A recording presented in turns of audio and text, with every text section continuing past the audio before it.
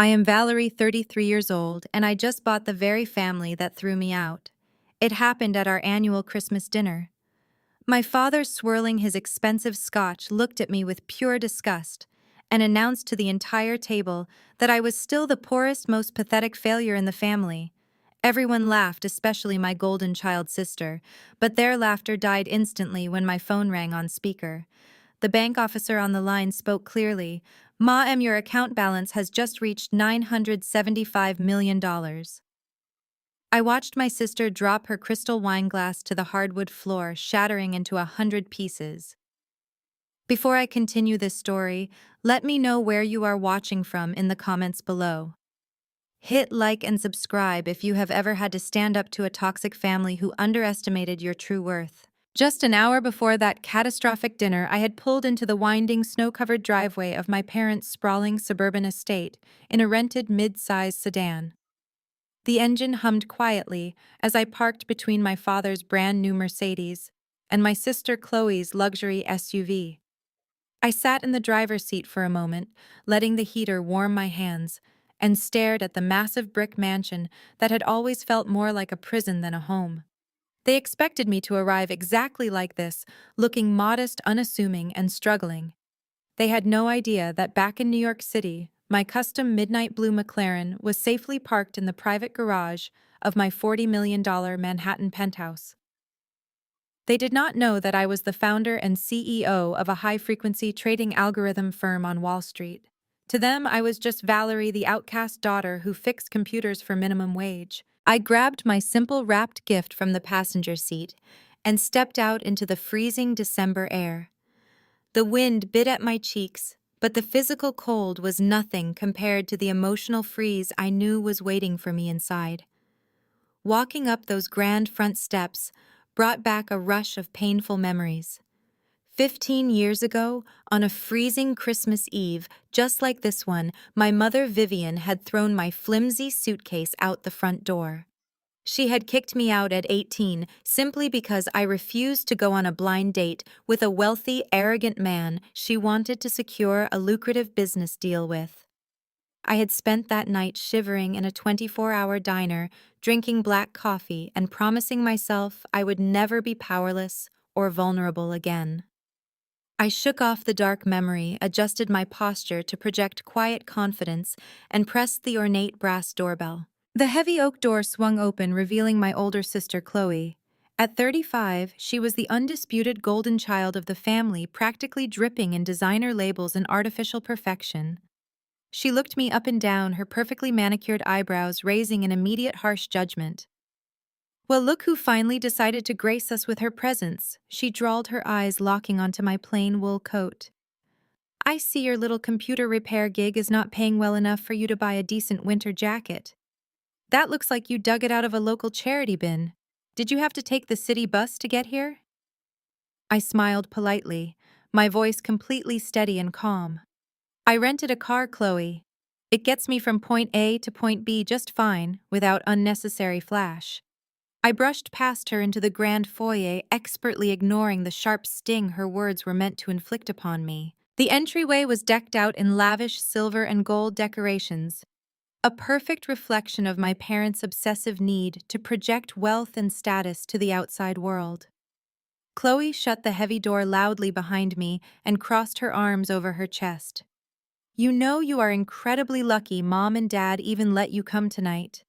They were completely embarrassed to invite you, especially since Marcus and I are here. We really do not want to ruin the upscale holiday aesthetic with your depressing poverty narrative." Marcus was Chloe's husband, a brilliant, highly respected neurosurgeon and a wonderful African-American man who frankly was far too good for my sister. I had always suspected Chloe only married him to leverage his prestigious medical title to mask our family's rapidly declining social status and hidden financial rot. But I kept my expression entirely neutral, handing her the modest box of artisan chocolates I had brought as a gesture of peace. "I am just here to share a holiday dinner, Chloe. Let us try to get through one single evening without the usual hostility." She snatched the box from my hands with a dramatic sigh, rolling her eyes toward the vaulted ceiling. "Whatever, Valerie. Just try not to ask Dad for money this year. He is dealing with high-level commercial real estate acquisitions, not running a charity foundation for high school dropouts.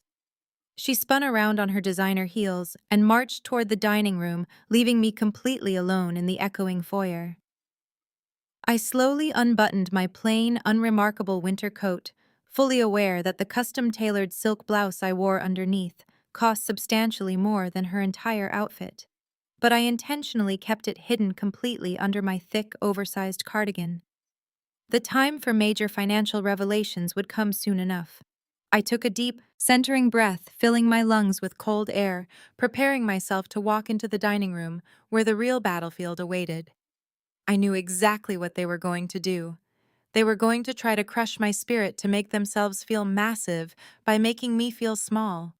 But they were playing simple checkers while I had been mastering complex chess in the cutthroat financial district of Manhattan for 15 long, grueling, and highly profitable years. I stepped out of the foyer and into the glaring light of the formal dining room. The long mahogany table was an absolute spectacle of excessive wealth. Towering crystal centerpieces, silver candelabras, and perfectly arranged imported orchids fought for space alongside gold-rimmed china. It looked less like a family holiday gathering and more like a staged photo shoot for a luxury lifestyle magazine. My mother Vivian was already seated at the far end of the table, holding a glass of vintage champagne. She wore an emerald green dress that screamed expensive, her neck draped in heavy diamonds. When her eyes landed on me, her practiced camera-ready smile instantly dissolved into a thin, disappointed line. "Well, you certainly took your time getting inside," Vivian remarked, her voice dripping with that signature passive-aggressive tone I knew so well. "I was beginning to think your little rented car broke down in the snow. You really should be more careful driving those cheap economy vehicles in this weather. It is just not safe, Valerie." I took a seat near the lower end of the table, offering her a calm nod. "The car runs perfectly fine, Mom. It is good to see you, too." Before she could launch another insult, Marcus stood up from his chair across the table and offered me a warm, genuine smile. Marcus was a striking, intelligent man, carrying himself with a quiet dignity that starkly contrasted with the loud arrogance of my family. "Valerie, it is really great to see you again," he said, reaching over to give my hand a friendly squeeze. "You look wonderful. How have you been holding up this year?" I smiled back, genuinely appreciating his kindness. "I am doing very well, Marcus. Thank you for asking. I heard you recently published another research paper on neurosurgery. Congratulations on that massive achievement." Marcus beamed, clearly pleased that someone had taken a genuine interest in his actual work. "Thank you, I really appreciate that. It was a grueling process, but we made some significant breakthroughs in tumor removal techniques. I would love to tell you about the data analysis part of it sometime." Chloe scoffed loudly, dropping her linen napkin onto her lap. "Oh, please do not bore her with medical data, Marcus. Valerie barely understands how to fix a broken laptop screen. We do not want to overwhelm her brain with actual science." Vivian immediately chimed in, laughing as she took a delicate sip of her champagne. "Chloe is right, Marcus. You have to remember who you are talking to. Our sweet Valerie here is just trying to get by with her little freelance computer repair gig. It is not like she is saving lives or making any real money." She turned her gaze to me, her eyes narrowing with fake pity. "Honestly, Valerie, I still worry about you every single day. If you had just listened to me and married that nice investment banker I set you up with 15 years ago, you would not be struggling so much right now. Look at your sister. Chloe married a brilliant surgeon and she lives in absolute luxury. You really threw your whole life away for nothing." I kept my expression entirely placid, calmly reaching for my water glass. "I am completely content with my life, Mom. You do not need to worry about my finances." My words were immediately cut off by the booming voice of my father Richard as he marched into the dining room. He wore a custom-tailored suit and an expression of supreme arrogance. "Let us not talk about pennies when we have millions to celebrate," he announced, taking his place at the head of the table. He did not even bother to greet me. Instead, he immediately launched into his favorite subject himself. He snapped his fingers at the hired catering staff to pour his wine. This has been an absolutely phenomenal year for my commercial real estate firm, Richard boasted, puffing out his chest. We just closed a massive deal on a new shopping plaza downtown. The profit margins are astronomical. I am telling you, Marcus Real Estate is where the true power lies. You might make good money cutting open brains, but I am building an empire that will last for generations. I own half the city, and the banks are practically begging me to take their money. Marcus shifted uncomfortably in his chair. He was a smart man, and I could tell he often felt out of place amidst the relentless boasting of my family. That sounds like a major undertaking, Richard. But navigating commercial debt in this current economic climate must be incredibly stressful. The market has been shifting lately. Richard waved his hand dismissively, scoffing at the very idea of financial trouble. Debt is just a tool for the wealthy, Marcus. You use the bank's money to make your own millions. It is simple leverage. Of course, I would not expect someone outside the high-level business world to fully grasp the complexities of corporate finance. He finally turned his gaze toward me, a cruel smirk playing on his lips. And I certainly would not expect Valerie to understand it either. Tell me, Valerie, are you still charging by the hour to remove viruses from dusty old hard drives? You must have fixed a lot of keyboards to afford the gas money to drive out here today. Chloe snickered, leaning into the shoulder of Marcus. I bet she is still using the same checking account she had in high school. Vivian sighed dramatically, playing the role of the burdened, loving mother. We just want what is best for you, Valerie. It breaks my heart to see my own flesh and blood living paycheck to paycheck while we enjoy so much abundance. We have given you every opportunity to be part of our world, but you insist on being difficult. I simply smiled, knowing my silence would soon be rewarded. The glorious truth awaited. The uniformed catering staff moved silently around the room, placing plates of roasted pheasant and truffle mashed potatoes in front of us. The smell of rich, heavy food filled the air, but the atmosphere remained thick with unspoken hostility. I picked up my silver fork, cutting into the meat with deliberate, measured movements. I did not engage in the petty bickering. I did not defend my choices. I simply ate, letting them believe they had won the verbal sparring match. My silence seemed to irritate my father even more than a loud argument would have. He craved pushback from me. He wanted me to cry, to beg for his approval, to show him that his words still held power over my emotional state. When I offered him nothing but a calm, unbothered presence, he decided it was time to escalate his performance. Richard pushed his half-eaten plate away and picked up his crystal wine glass. He tapped his heavy silver spoon against the rim. The sharp, piercing sound cut through the low hum of classical music playing from the hidden speakers. Everyone at the table fell silent, instinctively turning their attention to the patriarch. This was his favorite part of the evening, the annual distribution of the holiday bonuses. It was a tradition he had started years ago, a twisted ritual designed entirely to exert financial control and showcase his absolute superiority over the rest of us. He stood up slowly, smoothing the front of his tailored suit jacket, making sure every eye in the room was locked on him. As the head of this family, I believe it is my duty to reward excellence and loyalty. Richard began, his voice booming with theatrical importance. We have built an incredible legacy, the kind of legacy that requires strong, capable hands to carry it forward into the future. He reached into the inner pocket of his jacket and pulled out a thick, cream-colored envelope sealed with a custom gold wax stamp. He held it up for a moment, letting the candlelight catch the gold emblem before walking over to my sister. Chloe, my beautiful, brilliant, golden child. Richard said, his voice softening into a tone of genuine affection that he exclusively reserved for her. You have done everything right. You married a highly respected surgeon. You represent our family flawlessly at every social gala. You are the absolute epitome of class and success. He handed the elegant envelope to Chloe, who took it with a wide, greedy smile. Marcus sat beside her, his posture stiff, his eyes darting between my father and the envelope. Open it, sweetheart, Richard urged, beaming down at her.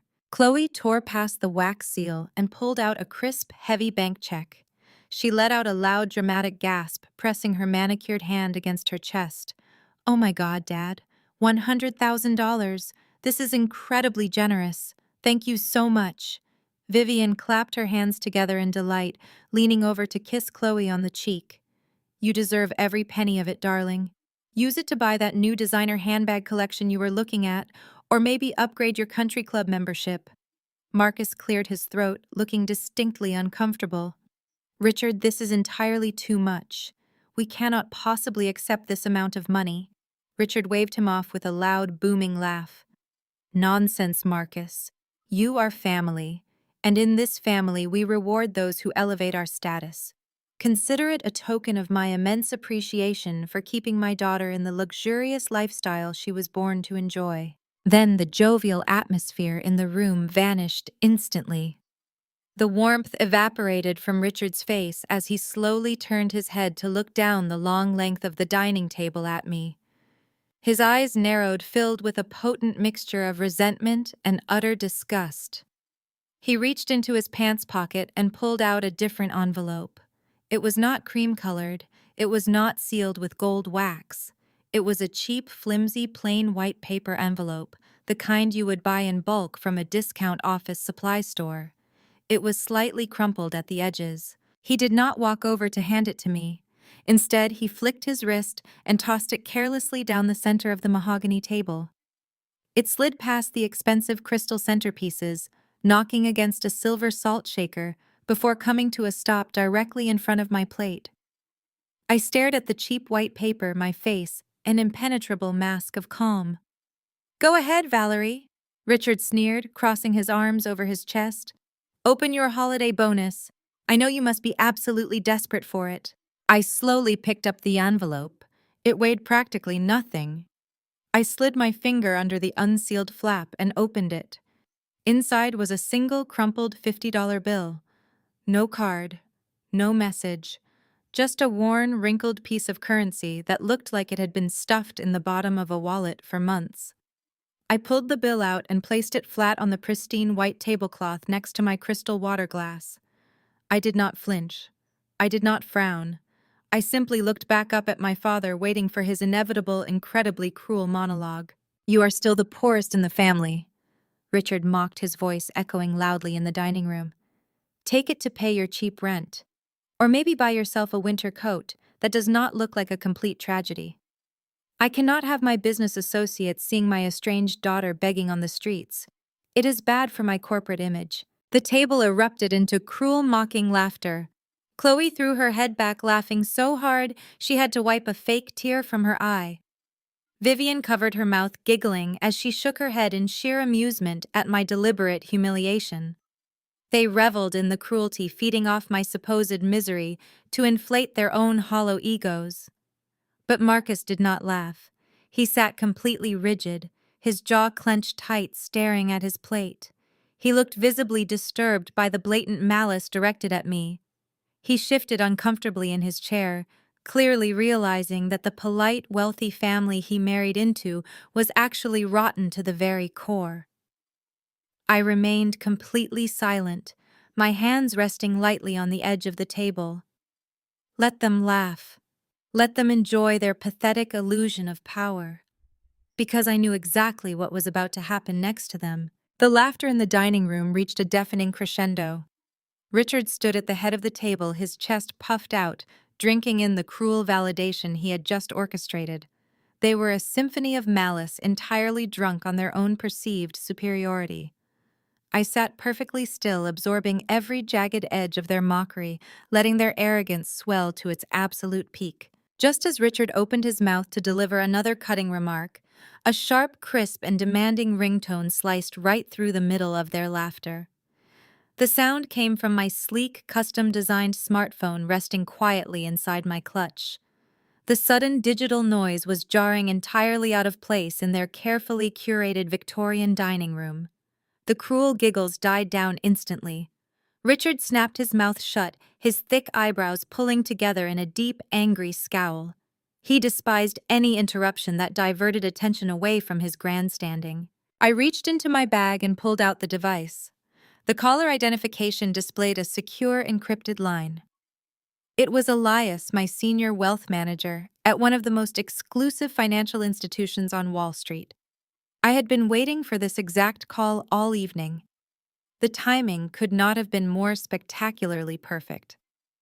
I placed the phone flat on the center of the table, right next to the insulting $50 bill, and calmly pressed the speaker button. "Valerie, what do you think you are doing?" Richard demanded, his voice dropping into a low, threatening growl. "We do not answer phone calls at this dinner table. Hang that up immediately, or I will have you thrown out of my house." I did not flinch. I did not move to silence the device. I simply looked him dead in the eye and let the call connect. "Good evening, Elias," I said, my voice smooth, authoritative, and completely devoid of intimidation. "Go ahead, I am listening." A crisp, exceptionally professional male voice filled the silent dining room. "Good evening, Madam CEO." Elias began, his respectful tone steady. "I sincerely apologize for interrupting your holiday evening, but I have extremely urgent and highly classified updates regarding the corporate acquisition." Richard let out a harsh, mocking bark of laughter. "Madam CEO," he repeated, shaking his head in sheer disbelief.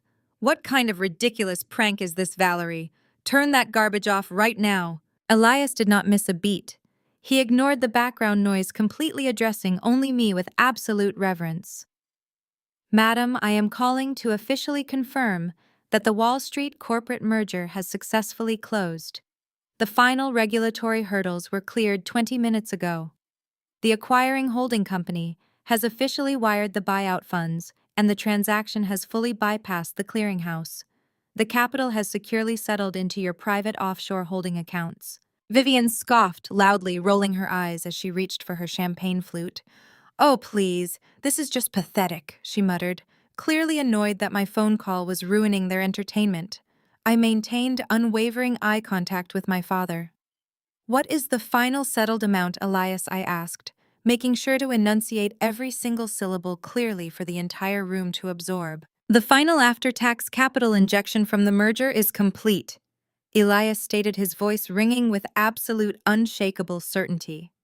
"Ma, am pleased to inform you that your personal liquid account balance has officially reached $975 million.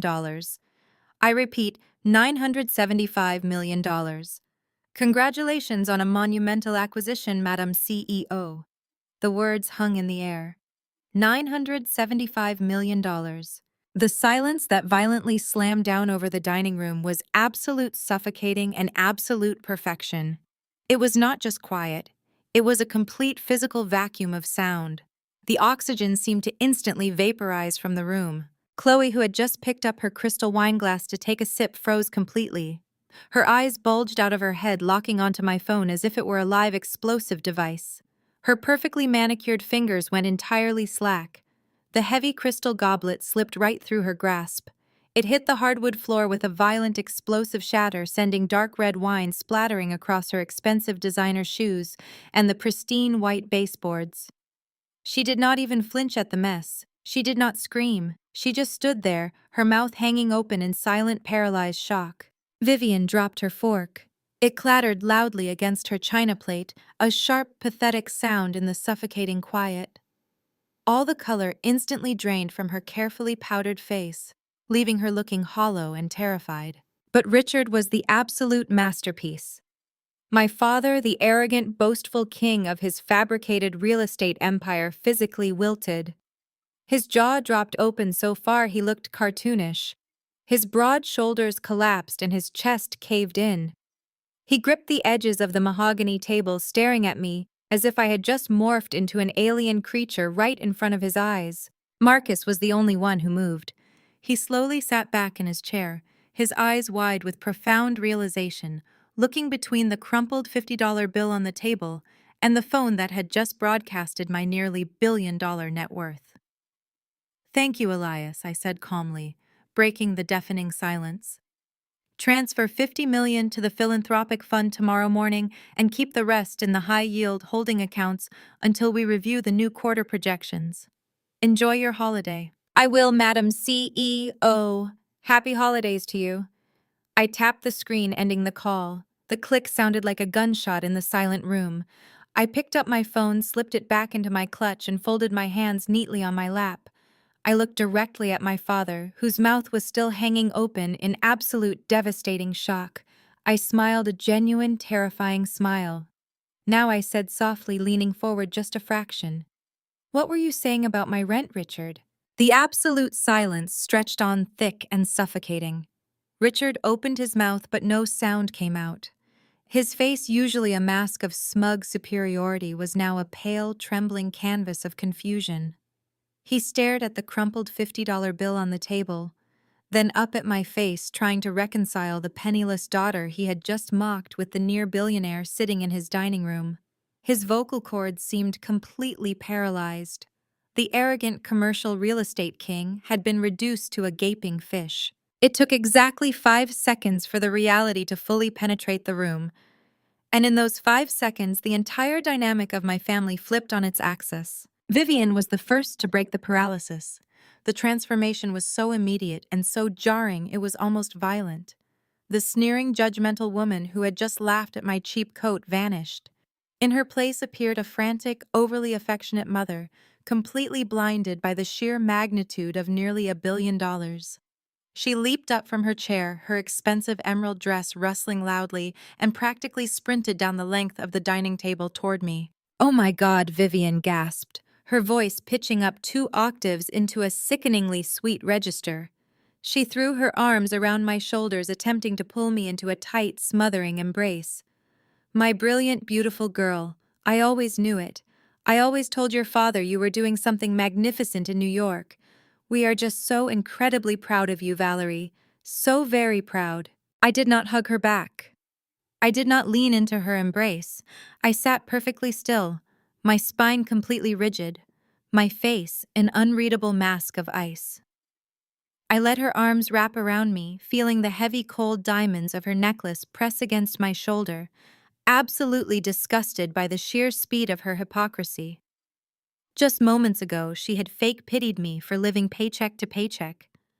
Now she was acting as if she had personally funded my Wall Street empire. Vivian pulled back slightly, gripping my shoulders, her eyes wide and manic as they searched my face for any sign of validation.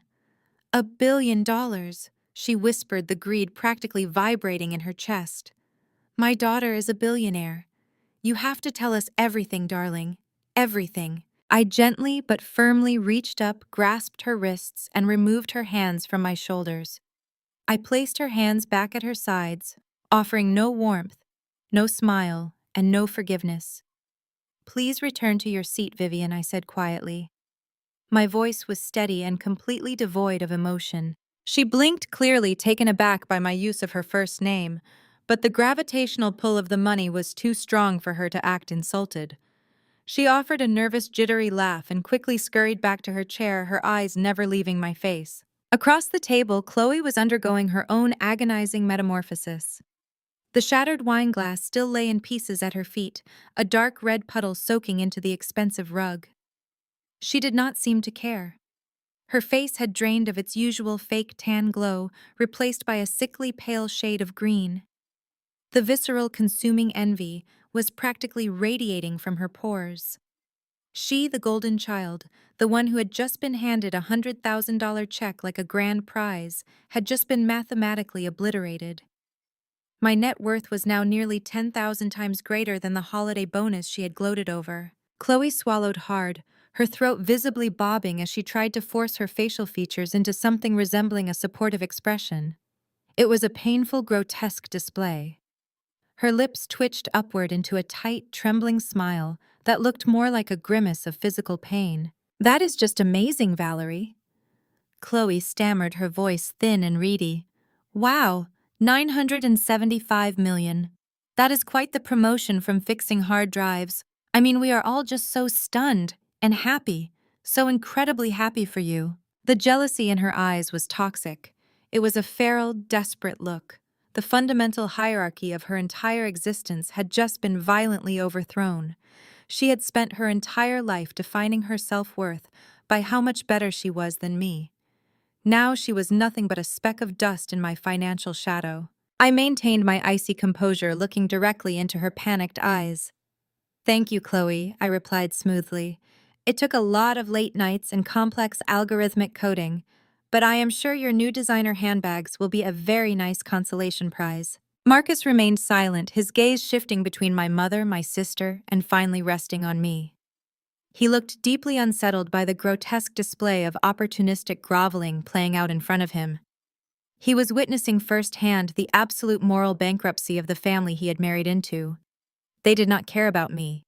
They only cared about the astronomical figure Elias had spoken over the speakerphone. I sat back in my chair, folding my hands neatly on my lap, and simply watched them. They were like desperate lab rats scrambling for a new piece of cheese. The hostility and mockery had vanished, entirely replaced by a pathetic, transparent desperation to curry favor. They were mentally calculating how this new, unimaginable wealth could benefit them personally.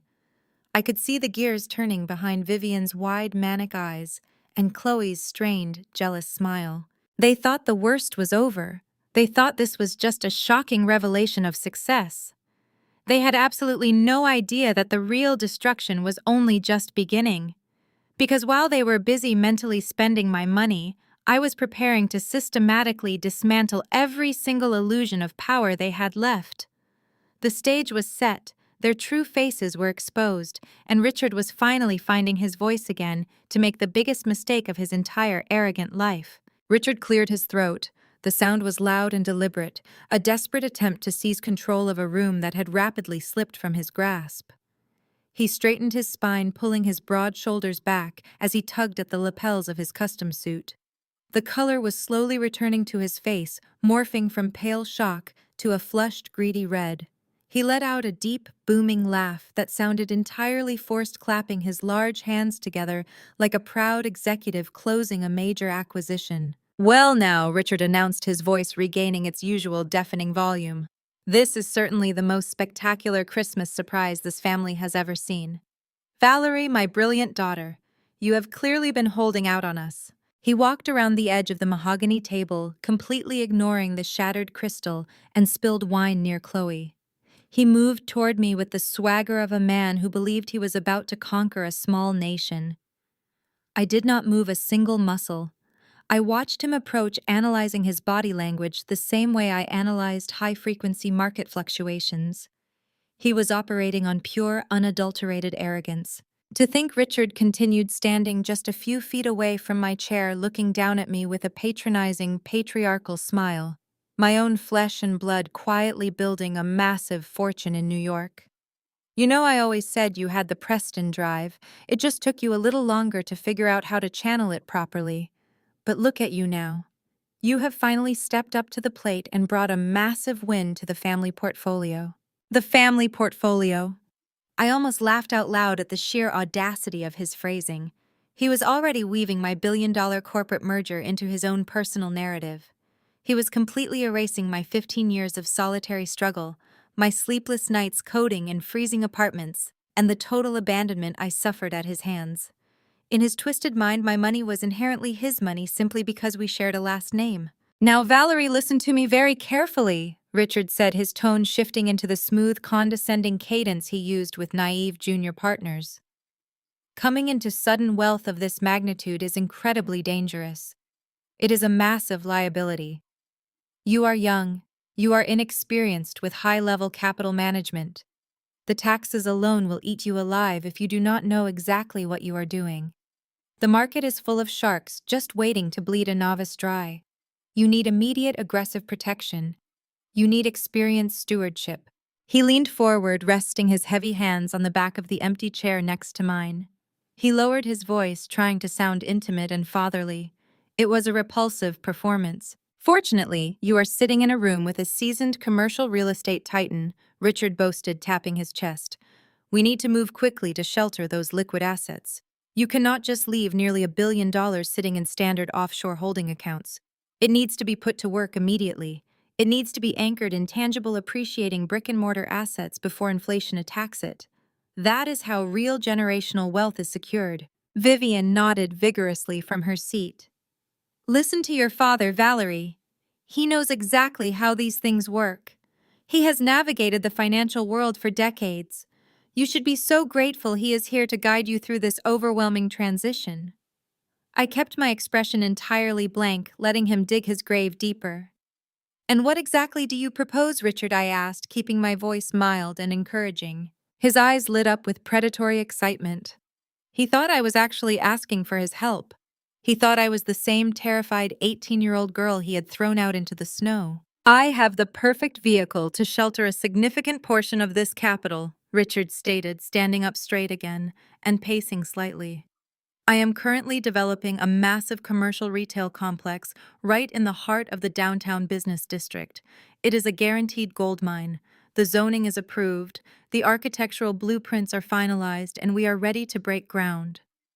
But the current economic climate has made institutional lenders temporarily cautious. They lack vision. They are demanding an exorbitant amount of liquid capital upfront to release the construction loans. He stopped pacing and looked directly into my eyes, his greed practically radiating off his skin. I need an instant cash injection of $50 million. He said the number so casually, as if he were asking me to spot him for a cup of coffee. I will allow you to buy into the project as a silent minority partner, Richard continued, framing his extortion as a benevolent gift. You wire the $50 million to my holding company first thing tomorrow morning. I will handle all the complex logistics, the contractors, the city permits, the stressful day-to-day management, and local politics. You will not have to lift a single finger. I will take all the burden off your shoulders. In return, I will guarantee you a steady, modest return on your investment once the retail spaces are fully leased out. It is the smartest, safest move you could possibly make with your sudden windfall. He smiled widely, looking around the room as if expecting a round of applause for his sheer brilliance. Chloe was nodding along, clearly thrilled at the idea of my money flowing directly into the family business where she could undoubtedly access it. Marcus, however, looked absolutely horrified. He was staring at my father with his jaw tight, clearly recognizing the blatant manipulative theft wrapped in corporate buzzwords. Let me make sure I understand this proposal perfectly, I said, my voice completely flat and precise. You want me to hand you $50 million in unmarked liquid cash tomorrow morning. In exchange, I get 0 voting rights, 0 management control, and a vague promise of a modest return on a commercial property project that institutional banks have already refused to fund because they deemed it too risky. And you are presenting this to me as a favor. Richard frowned, clearly irritated that I was summarizing his scam so bluntly. He hated being questioned. You are looking at the micro details instead of the macro vision, Valerie. You have to trust family. Banks do not understand our local market dynamics the way I do. I am offering you the chance to finally contribute something meaningful to the Preston Empire. You should jump at this opportunity to secure your place at this table. I looked at the crumpled $50 bill still sitting near my water glass. Then I looked up at the man who had just demanded $50 million from the daughter he had discarded like trash. The absolute delusion of his arrogance was almost poetic. He truly believed he was the smartest person in the entire room, standing tall and proud. He believed I was just a lucky lottery winner desperately needing his guidance. He had no idea that I already knew everything about his failing, pathetic real estate project. He had no idea that I knew about the massive, suffocating black market debts he was hiding from his own wife and his golden child. He thought he was playing me, but the trap was already sprung. I slowly unclasped my designer clutch, resting my fingers against the cool leather of my tablet case. It was time to show Richard exactly how much I understood about his precious commercial market dynamics. I withdrew a sleek silver iPad from my clutch. The metallic surface gleamed under the crystal chandeliers. I did not raise my voice. I did not stand up to match his aggressive posture. I simply tapped the screen to wake it up, entered my passcode, and opened a highly encrypted financial dossier that my intelligence team had compiled over the past 48 hours. With a casual flick of my wrist, I sent the tablet sliding straight down the center of the mahogany table. It glided smoothly right over the silver platter holding the untouched holiday turkey, knocking over a crystal gravy boat before coming to a dead stop directly in front of my father. Richard blinked, taken aback by my blatant disrespect for the pristine table setting. He looked down at the glowing screen. I watched his eyes track the bold red numbers highlighting the top document. It took him only a fraction of a second to recognize the highly confidential ledgers. The arrogant flush of greed on his face vanished instantly, replaced by the terrifying pale hue of a man staring down the barrel of a loaded gun. "You are right about one thing, Richard," I said, my voice cutting through the thick silence. "The commercial real estate market is indeed unforgiving, but you are not developing a retail complex downtown. You do not even own the zoning rights for that property anymore. You sold them 3 months ago at a massive loss to cover the interest on a toxic bridge loan." Vivian gasped, clutching her diamond necklace. "Richard, what is she talking about? Tell her to stop speaking this nonsense immediately." Richard did not answer his wife. He was completely paralyzed, staring at the screen as if it were coated in poison. His hands gripped the edge of the table so hard his knuckles turned stark white. "That $50 million you just demanded is not an investment," I continued, leaning back in my chair. "It is a desperate bailout. You are drowning in black market debt. You bypassed institutional lenders because no legitimate bank will touch you. Your credit is garbage. You owe over $40 million to a shadow syndicate operating out of the Cayman Islands, and they are threatening to liquidate your personal assets by the end of the fiscal year." When I was 20 years old, I called Vivian from a payphone in Brooklyn. I had not eaten in 2 days because I had to pay for my coding exams. I asked for $20 just to buy a hot meal. Vivian laughed, called me a disgrace, and hung up the phone. "And now you have the absolute audacity to demand $50 million to save yourself from federal prison." Vivian let out a choked, hysterical sob. She looked at Richard, her eyes pleading. "Richard, tell me she is lying. Tell me our money is safe." He could not speak. The evidence was irrefutable. But the sheer destruction of his real estate empire was only the first layer of my retaliation. The true rot of this family went much deeper, and it was time to expose the collateral damage they were willing to inflict to keep up their pathetic charades. I shifted my gaze away from my father and looked directly across the table at Marcus. The brilliant neurosurgeon was watching the exchange with a sickening realization dawning in his eyes. He was a man of science, and the facts presenting themselves in this dining room were painting a horrifying picture. "Marcus," I said gently, ensuring my tone conveyed absolute clarity, "you are a highly respected medical professional. Have you ever wondered why Richard was so incredibly eager to welcome you into this family? Have you ever wondered why Chloe, a woman who previously only dated vapid trust fund heirs, suddenly set her sights on a hardworking surgeon?" Chloe leaped out of her chair, it scraping violently against the floor.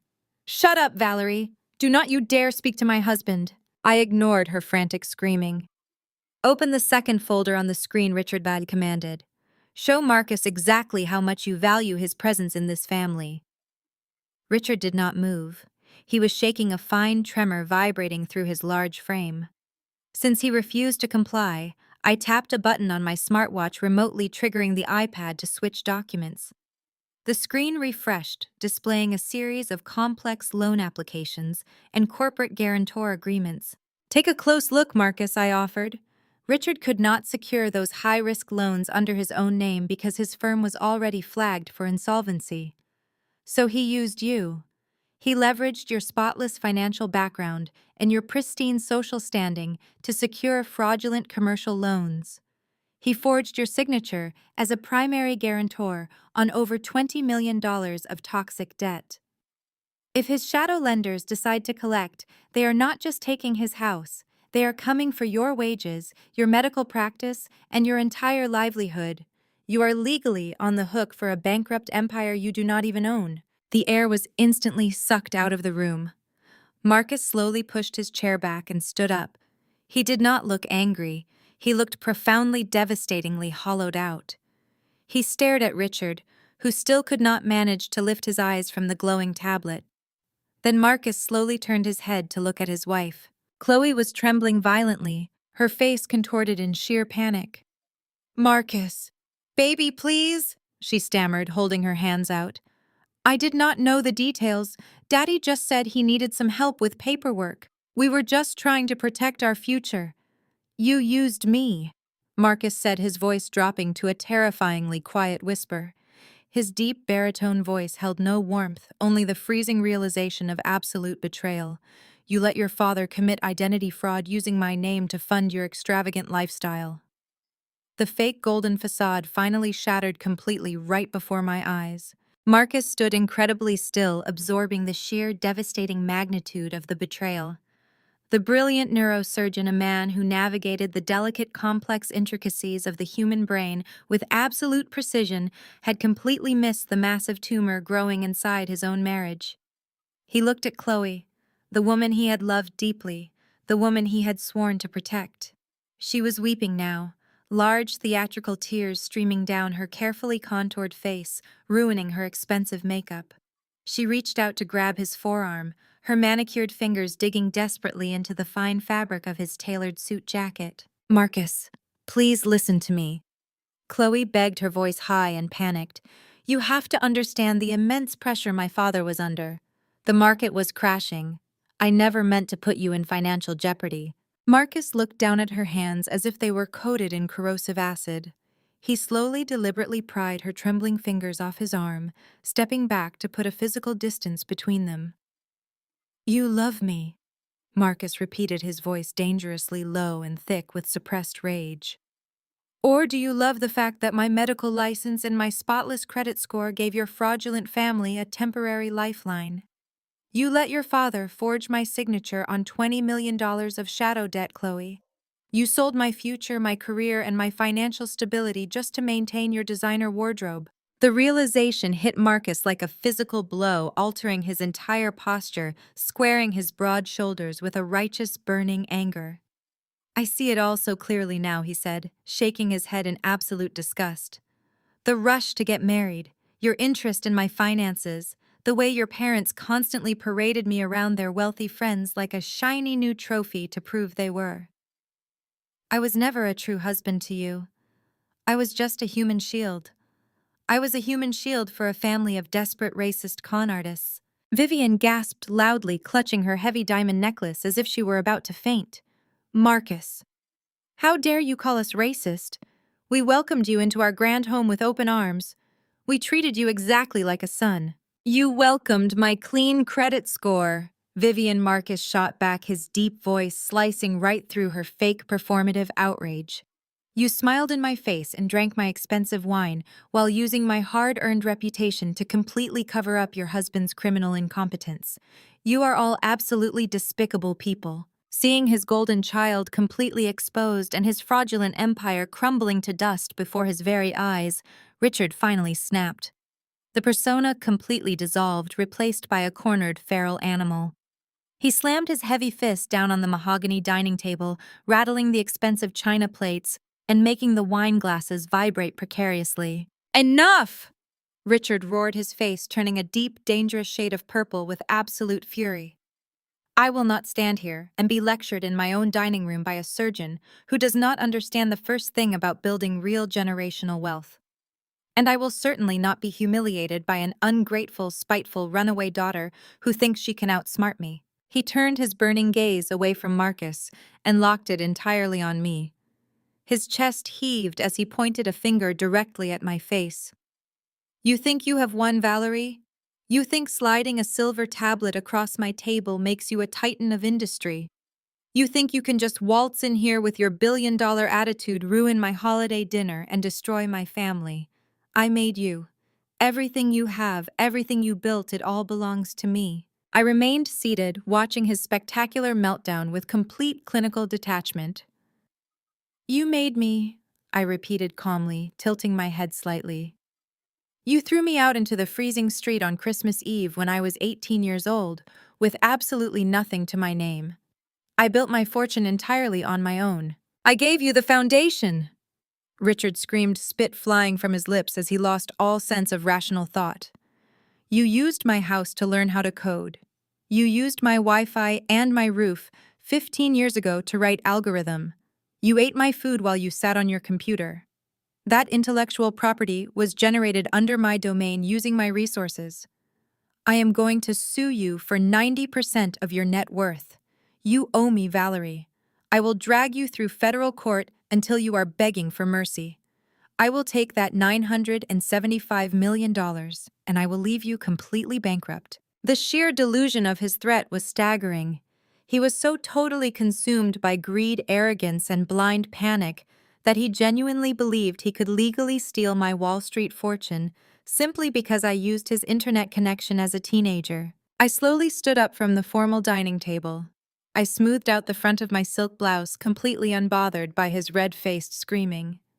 I calmly reached forward, picked up my clutch, and retrieved the silver iPad, sliding it gracefully back into my bag.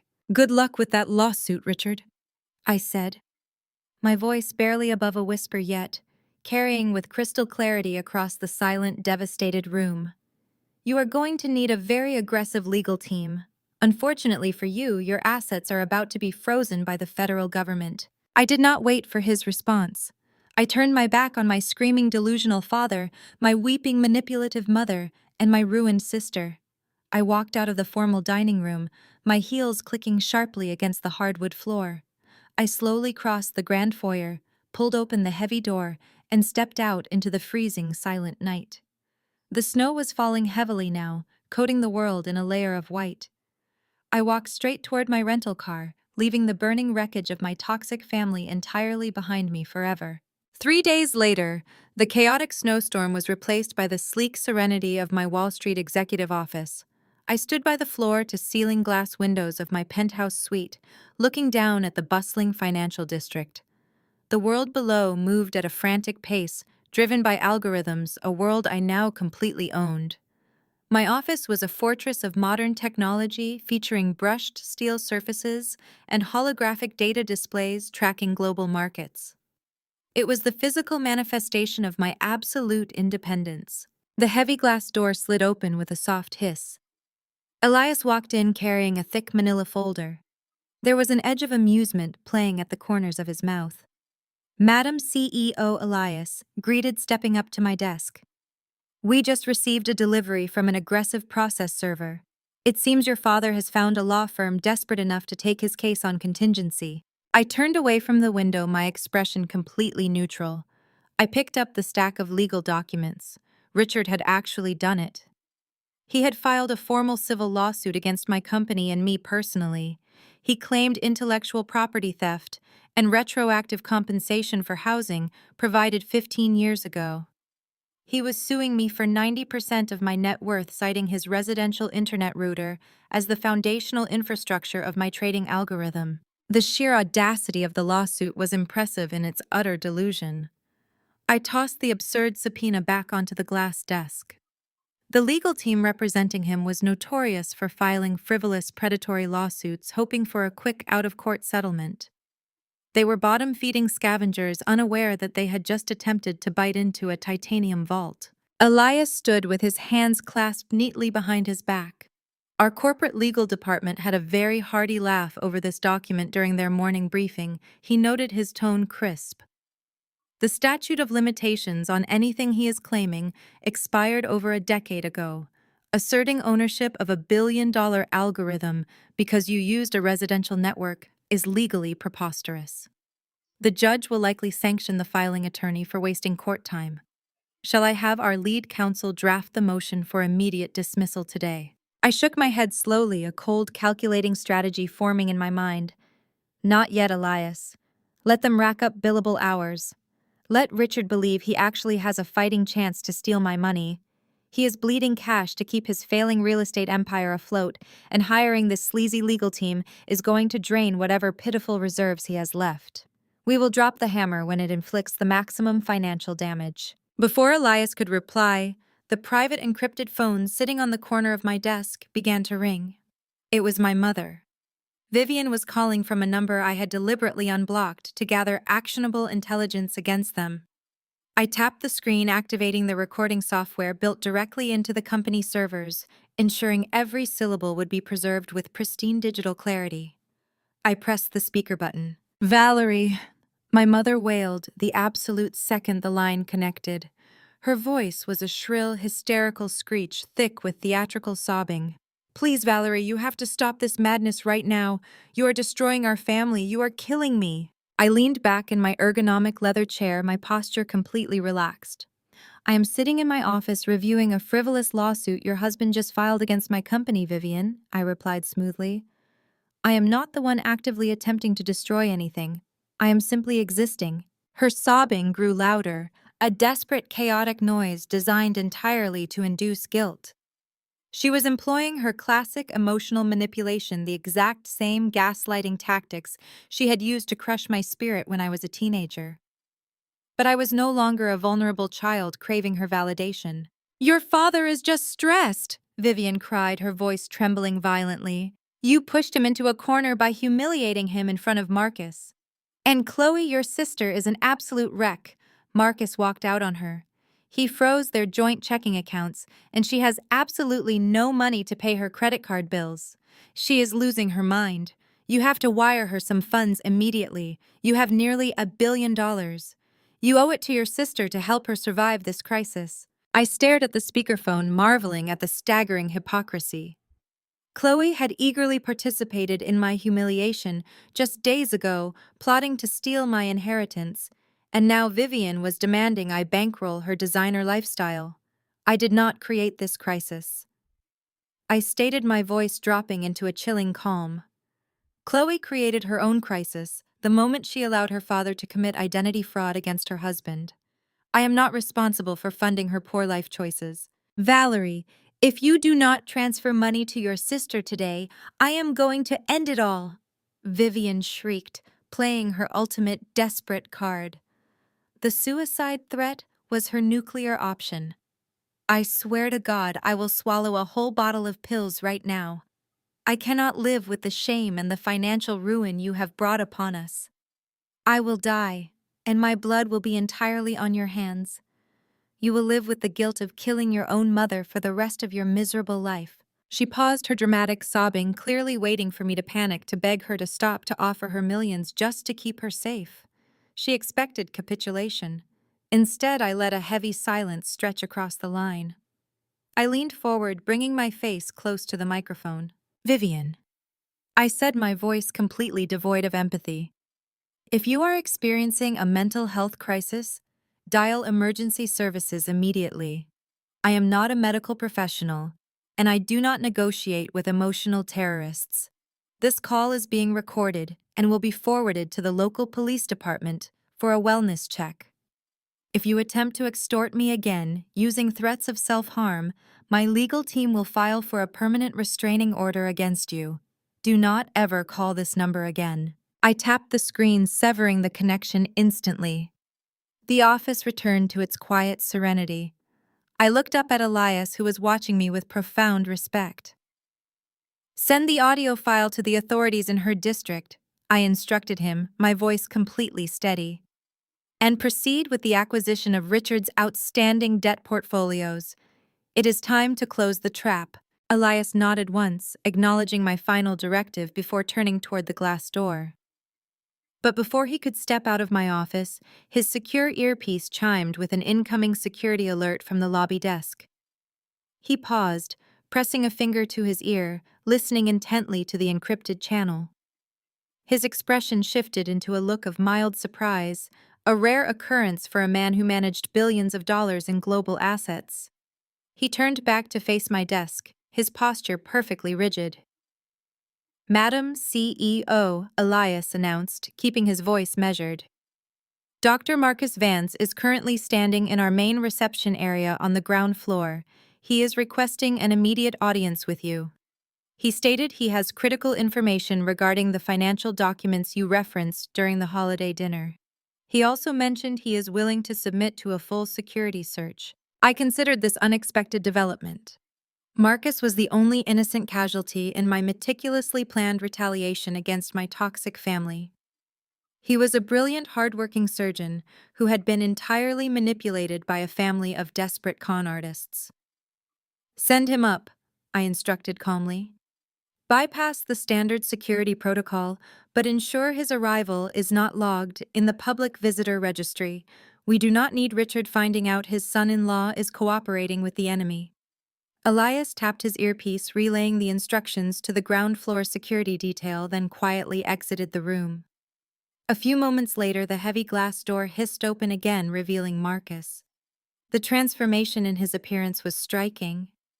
The impeccably groomed, confident medical professional I had seen at the Christmas table was completely gone.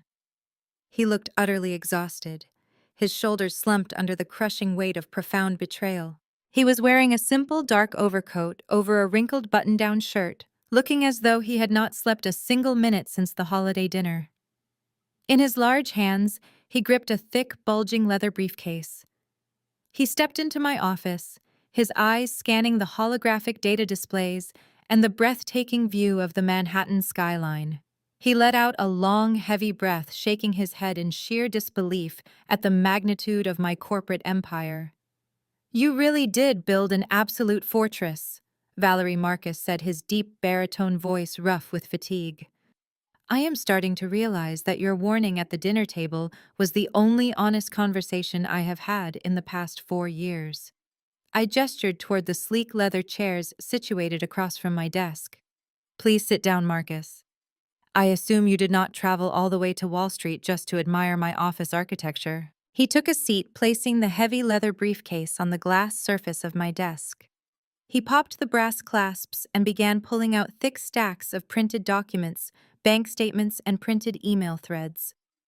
"When you slid that tablet across the table, you mentioned Richard forging my signature." Marcus began, his voice tightening with suppressed rage. "I refused to let it go. When Chloe and your parents started panicking and scrambling to contact lawyers, I drove straight to our shared home and cracked open Chloe's private digital vault. She is incredibly careless with her passwords. I dug through every single folder, every hidden hard drive, and every cloud storage account connected to her and your father. What I found was a level of systemic calculating fraud that completely defies logic." He pushed a thick stack of loan applications toward me. "Richard did not just forge my signature on a few random documents, Valerie. He constructed a massive, intricate web of shadow companies using my medical license, my social security number, and my pristine financial background as the primary collateral. He funneled tens of millions of dollars of toxic high-interest debt into these shell corporations to keep his failing real estate properties afloat. He was bleeding me dry before I even realized I was cut. He legally bound me to syndicates that operate entirely outside the boundaries of institutional banking. If those shadow lenders call in the debt, they will strip my medical practice, seize my personal assets, and completely obliterate my career." I scanned the top sheet, recognizing the aggressive loan structures. "It is textbook corporate fraud." I agreed, keeping my tone objective. "But you did not come here just to show me documents my intelligence team already possesses. You found something else, did you not?" Marcus closed his eyes, a muscle feathering rapidly in his tight jaw. "The financial ruin is devastating," he admitted, his voice dropping to a harsh, painful whisper. "But the financial theft is not what broke me." He reached into the very bottom of his briefcase and pulled out a separate, thinner folder. He placed it gently on the glass desk, looking at it with absolute visceral disgust. "I dug into Chloe's private email server," Marcus explained. "I found years of correspondence between her, your mother, and your father.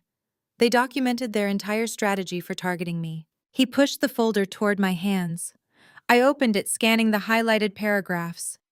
The racism dripping from the pages was vile. Chloe had deliberately hunted Marcus down because he was a highly successful, wealthy black surgeon. In emails to Vivian, Chloe explicitly detailed how marrying a prominent African-American doctor would provide the ultimate progressive shield for their elitist white-collar crimes. Richard wrote that bank auditors would be terrified to heavily scrutinize loan applications attached to an esteemed minority medical professional for fear of racial discrimination lawsuits. They weaponized his race. They mocked his heritage in private group chats, laughing at his culture while parading him around their country club like a diversity trophy to mask their impending bankruptcy. They never loved him. He was nothing but a highly profitable prop designed to absorb their inevitable financial ruin. I slowly closed the file, meeting his devastated gaze. "Marcus, I'm entirely ready to help you burn their fraudulent empire to ashes." Marcus took a deep, steadying breath, the tension in his broad shoulders finally releasing as he realized he was no longer fighting this battle alone. I mobilized my corporate legal department immediately. Within an hour, my top attorneys had drafted the necessary injunctions to freeze his personal assets and legally isolate his medical license from Richard's toxic shell companies. Marcus left my Wall Street penthouse armed with absolute legal immunity and a very specific strategy. He knew exactly what he had to do next. Before Marcus walked through the front doors of the lavish multi-million-dollar townhouse he shared with my sister, he followed my exact advice. He pulled out his smartphone, opened the voice memo application, and pressed record. He wanted irrefutable proof of the monster he had married. He found Chloe in the expansive marble kitchen. She was pacing frantically back and forth across the heated floors, clutching a glass of vodka. She was still wearing the same crumpled designer clothes from the day before, looking entirely unhinged. The moment she heard Marcus step into the room, she launched into a desperate manufactured performance. She rushed toward him, her face twisting into a mask of exaggerated agony, forcing heavy tears to stream down her cheeks.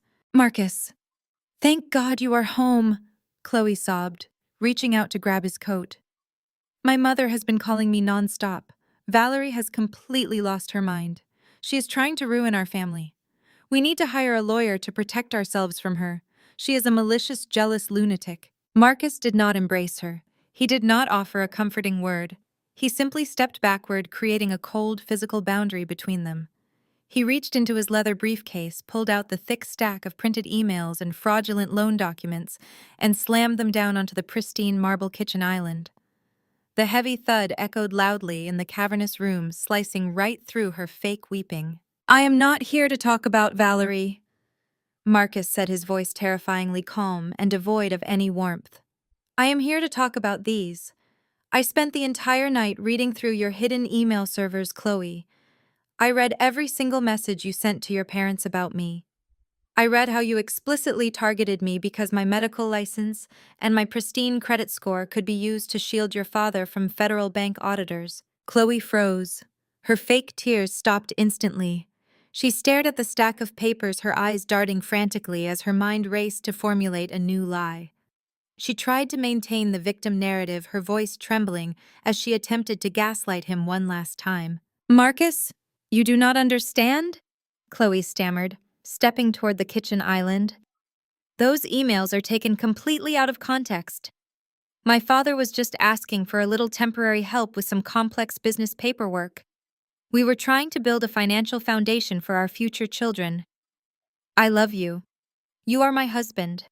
I would never intentionally put your medical career in jeopardy." "You did not just put my career in jeopardy," Marcus replied, his tone remaining absolutely glacial. "You sold it. You allowed Richard to forge my signature on $20 million of black market debt. But the financial fraud is not even the most repulsive part of this entire situation. The most disgusting part is how you spoke about my race. I read the emails where you laughed at my heritage. I read the messages where you called me your perfect diversity shield to protect your wealthy, white-collar criminal family from corporate scrutiny." The undeniable truth hung heavily in the dead air of the kitchen. Chloe looked at the printed emails, seeing her own vile, racist words highlighted in bright yellow ink. She realized in that exact moment that the performance was over. The sweet, loving wife routine was completely useless. Marcus knew everything. Cornered, exposed, and stripped of her manipulative power, the fragile mask of the golden child finally slipped off. Chloe's face contorted into an ugly, vicious sneer. The fake tears dried up, replaced by a cold, arrogant fury. She crossed her arms over her chest, lifting her chin to look down at him with absolute, elitist disdain. "Oh, please, Marcus, do not stand there and act like you are some innocent victim," Chloe spat, her voice dripping with pure venom. "You got exactly what you wanted out of this arrangement. You got to live in a $10 million townhouse. You got invitations to elite country clubs you never would have been allowed into otherwise. You got to marry a beautiful, wealthy woman who elevated your social status. You should be down on your knees thanking my family for dragging you out of mediocrity. You are just a doctor. My family built this city." Marcus did not yell. He did not react to the racial hostility or the pathetic, elitist insult. He simply looked at her with profound, unadulterated pity. "You are a truly hollow, pathetic person, Chloe," he said softly, "and your family is entirely bankrupt both morally and financially." He turned his back on her and walked calmly up the grand sweeping staircase to their master bedroom. He did not pack his expensive suits. He did not pack the luxury watches or the custom shoes she had bought him to fit her aesthetic. He pulled a single, modest duffel bag from the closet and packed only the basic necessities he had brought into the marriage. It took him less than 10 minutes. When Marcus walked back down the stairs, Chloe was standing in the grand foyer, her arms crossed, breathing heavily with self-righteous anger. She expected an argument. She expected a fight. Marcus walked past her toward the heavy oak front door. "I froze the joint accounts this morning. I will be sending the divorce papers very soon," he said, walking out the door and leaving her behind forever now. Marcus left her behind forever now. Chloe stood in the massive echoing foyer of the $10 million townhouse staring at the heavy oak door Marcus had just closed. The reality of her situation hit her with the force of a freight train. She reached into her designer purse with trembling hands and pulled out her smartphone, immediately dialing her mother. Vivian answered on the first ring, her voice already frantic with worry. Chloe explained that Marcus was gone and the banking accounts were completely frozen. The sheer panic between the two women escalated rapidly. They had no access to Marcus and his pristine credit. Richard was drowning in toxic debt, and their luxurious lifestyle was evaporating by the second. They needed liquid cash immediately to maintain their wealthy facade. Vivian, operating on pure desperation and years of unchecked entitlement, hatched a highly malicious plan. If they could not legally force Valerie to hand over her corporate wealth, they would publicly shame her into absolute submission. They would destroy her corporate reputation so thoroughly that she would have to pay them off just to make the scandal disappear. It was the ultimate extortion tactic designed by desperate minds. Investment bankers and tech developers moved smoothly past the advanced security turnstiles. The serenity was violently shattered when the revolving glass doors burst wide open. Vivian and Chloe marched into the building, accompanied by a sleazy local tabloid journalist and a rogue cameraman they had hired for the morning. Chloe had intentionally skipped her usual flawless makeup routine, making sure her face looked pale, haggard, and appropriately victimized. Vivian wore an oversized, slightly wrinkled coat to project the image of a frail, struggling elderly mother. They walked straight into the center of the expansive lobby and began the most spectacular, unhinged performance of their entire lives. Vivian collapsed onto her knees right on the gleaming marble floor. She threw her hands up toward the towering glass ceiling and let out a piercing theatrical wail that brought the entire morning commute to a grinding halt. Security guards immediately stepped forward, but the cameraman hoisted his heavy rig onto his shoulder, recording every single second of the orchestrated chaos. The aggressive tabloid journalist shoved a microphone directly near the face of Vivian. "Please, someone help us!" Vivian sobbed hysterically, clutching her chest, as if she were having a physical heart attack. "My daughter is an absolute monster. Valerie has $1 billion and she is leaving her elderly, sick parents to freeze on the streets. She stole from us and threw us away like garbage." Chloe dropped to her knees beside her weeping mother, wrapping her arms around Vivian in a picture-perfect display of protective sisterhood.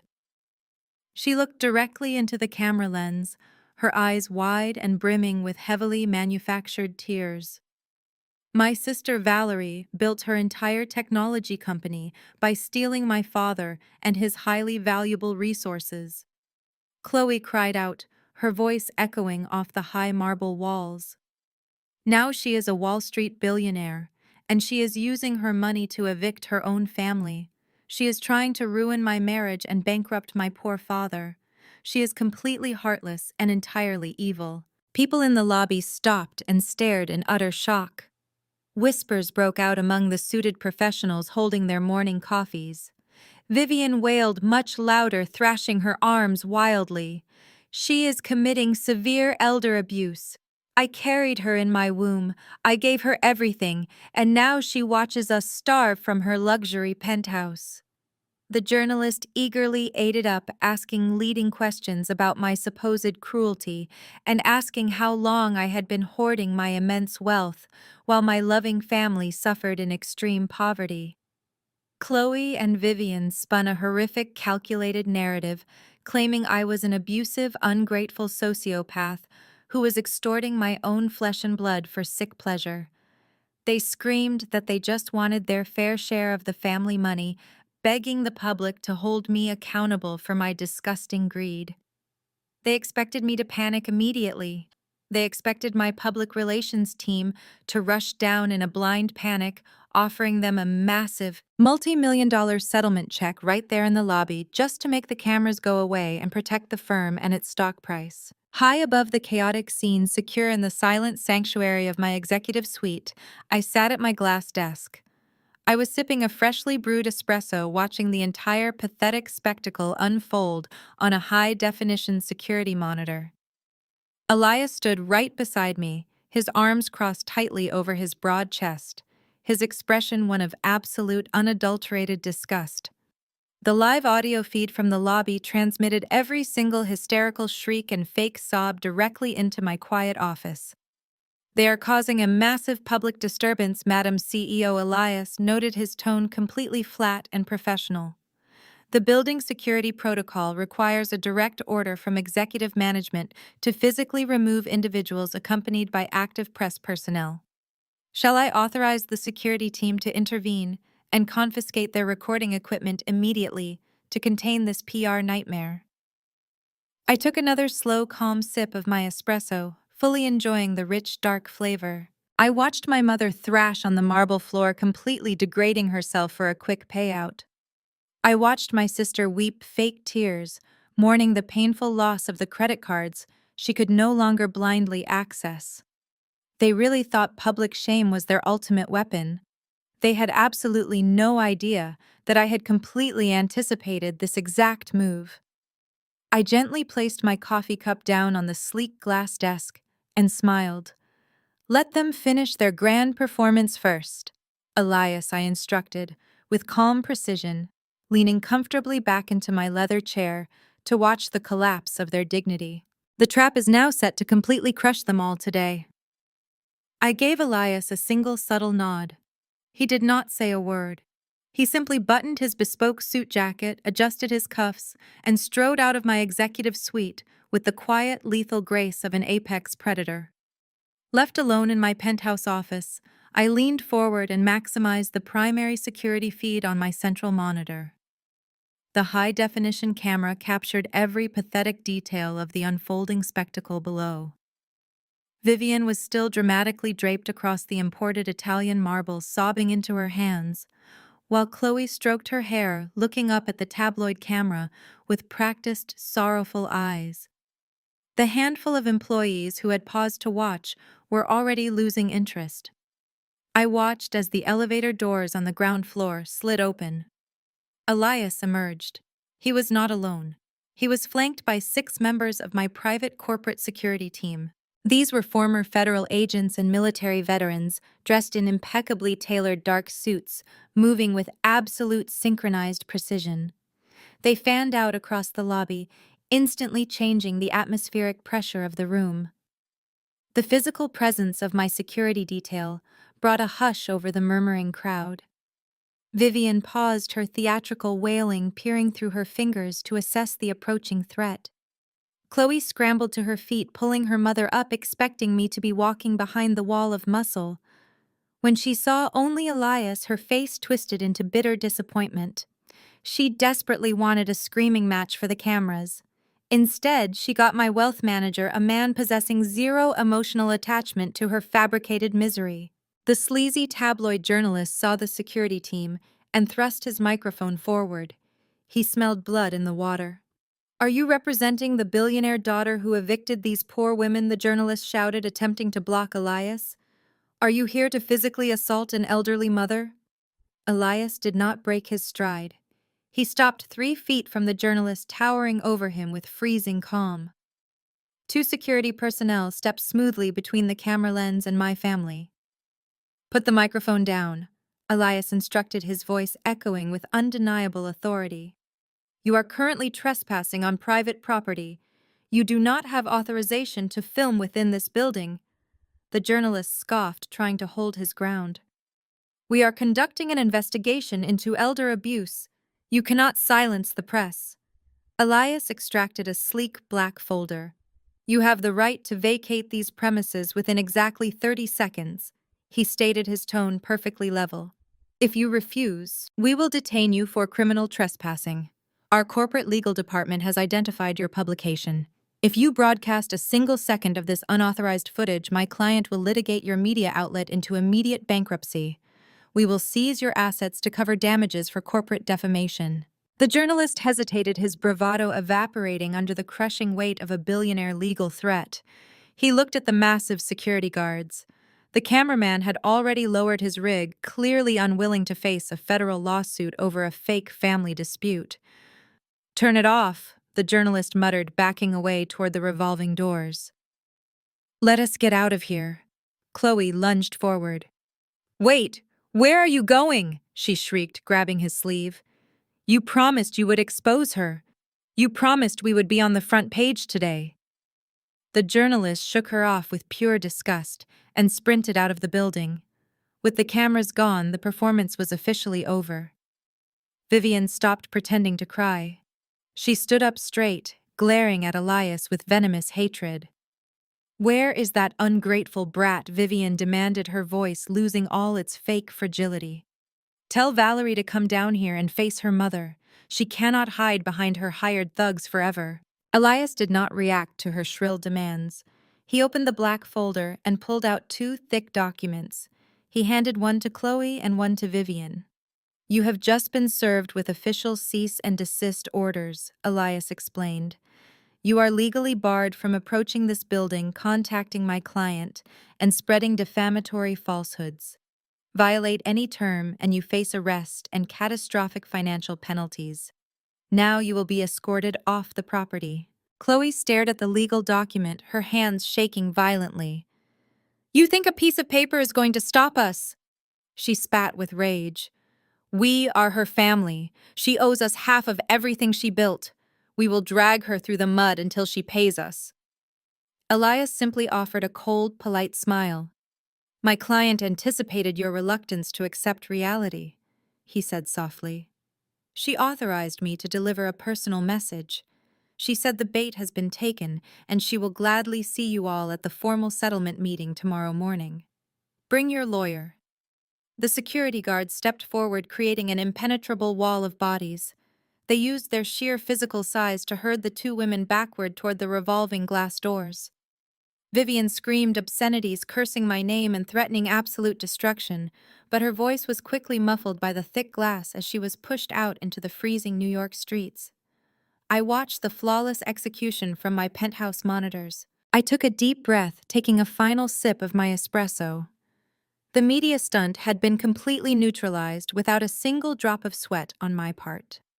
I turned my chair away from the security feed and faced my primary workstation. Multiple glowing screens displayed complex financial portfolios, debt structures, and property deeds. I typed in my master password and began shifting millions of dollars through shell companies. Richard thought the upcoming settlement meeting was his chance to extort me for $500 million. He thought he was walking into a negotiation. He had no idea he was actually walking into a carefully constructed slaughterhouse. I finalized the transfer of his debt holdings, locked the digital vault, and smiled at the glowing screens. The ultimate trap was completely set. This top-tier law firm occupied the highest floors of a towering skyscraper, radiating a terrifying aura of absolute unyielding power. The conference room we reserved was a masterpiece of corporate intimidation, featuring a massive slab of polished obsidian for a table and panoramic views of the city below. I sat at the far end wearing a custom-tailored charcoal suit that screamed quiet authority. Elias stood immaculately at my right side, holding a single slender leather portfolio. To my left sat Marcus. The brilliant neurosurgeon looked completely different from the broken man who had visited my office the day before. He sat with his spine perfectly straight, projecting a calm resolve. He was no longer a pawn in the fraudulent game played by my family. He was here as an independent witness and a man ready to watch his abusers face absolute justice. At exactly 10 o'clock, the heavy double doors swung open. Richard marched into the room, first puffing out his chest with an air of sickening arrogance. He wore a loud pinstriped suit designed to project wealth, though I knew the fabric was purchased on credit he could no longer afford. Vivian followed close behind, her chin tilted upward, completely erasing the memory of her pathetic groveling performance on my lobby floor just 24 hours ago. Chloe brought up the rear, clutching a designer handbag like a protective shield. Her eyes immediately darted to Marcus. When she saw him sitting firmly on my side of the obsidian table, her fake triumphant smirk faltered for a fraction of a second. She glared at him, her face twisting with bitter betrayal, but Marcus did not even blink. He stared right through her as if she were completely invisible. Richard ignored the seating arrangement and aggressively pulled out the chair directly opposite me. He slammed his briefcase onto the polished stone surface. He genuinely believed he had backed me into a corner. He thought this meeting was my surrender. He believed I was terrified of his frivolous lawsuit and terrified of the fake media circus his wife had tried to orchestrate in my corporate lobby. He assumed my immense wealth made me an easy target for extortion. "Well, Valerie?" Richard began, leaning back in his leather chair and steepling his fingers together. "I am glad to see you finally came to your senses and agreed to this meeting. I told you that you could not outsmart me. You thought you could just dismiss your own flesh and blood, but the entire world is watching you now. Your corporate board must be absolutely panicking about the public relations nightmare your mother and sister initiated yesterday. I am sure your wealthy shareholders are demanding a swift, quiet resolution to this highly embarrassing family dispute." Vivian nodded smugly from his side, smoothing imaginary wrinkles from her expensive skirt. "We just want what is fair, Valerie. We are not trying to be unreasonable with you. We just want to ensure that the family legacy is properly respected and adequately funded." Chloe chimed in, pointing a manicured accusing finger at Marcus across the table. "And you dragged my husband into this pathetic mess. You manipulated him against his own loving family." Marcus leaned forward slightly, his voice completely devoid of any emotion. "I am not your husband anymore, Chloe. I am simply a witness to a financial transaction today. Keep my name out of your mouth entirely." Richard laughed, a harsh, grating sound that echoed off the thick glass walls of the conference room. "Let us skip the domestic drama and get straight to the business at hand."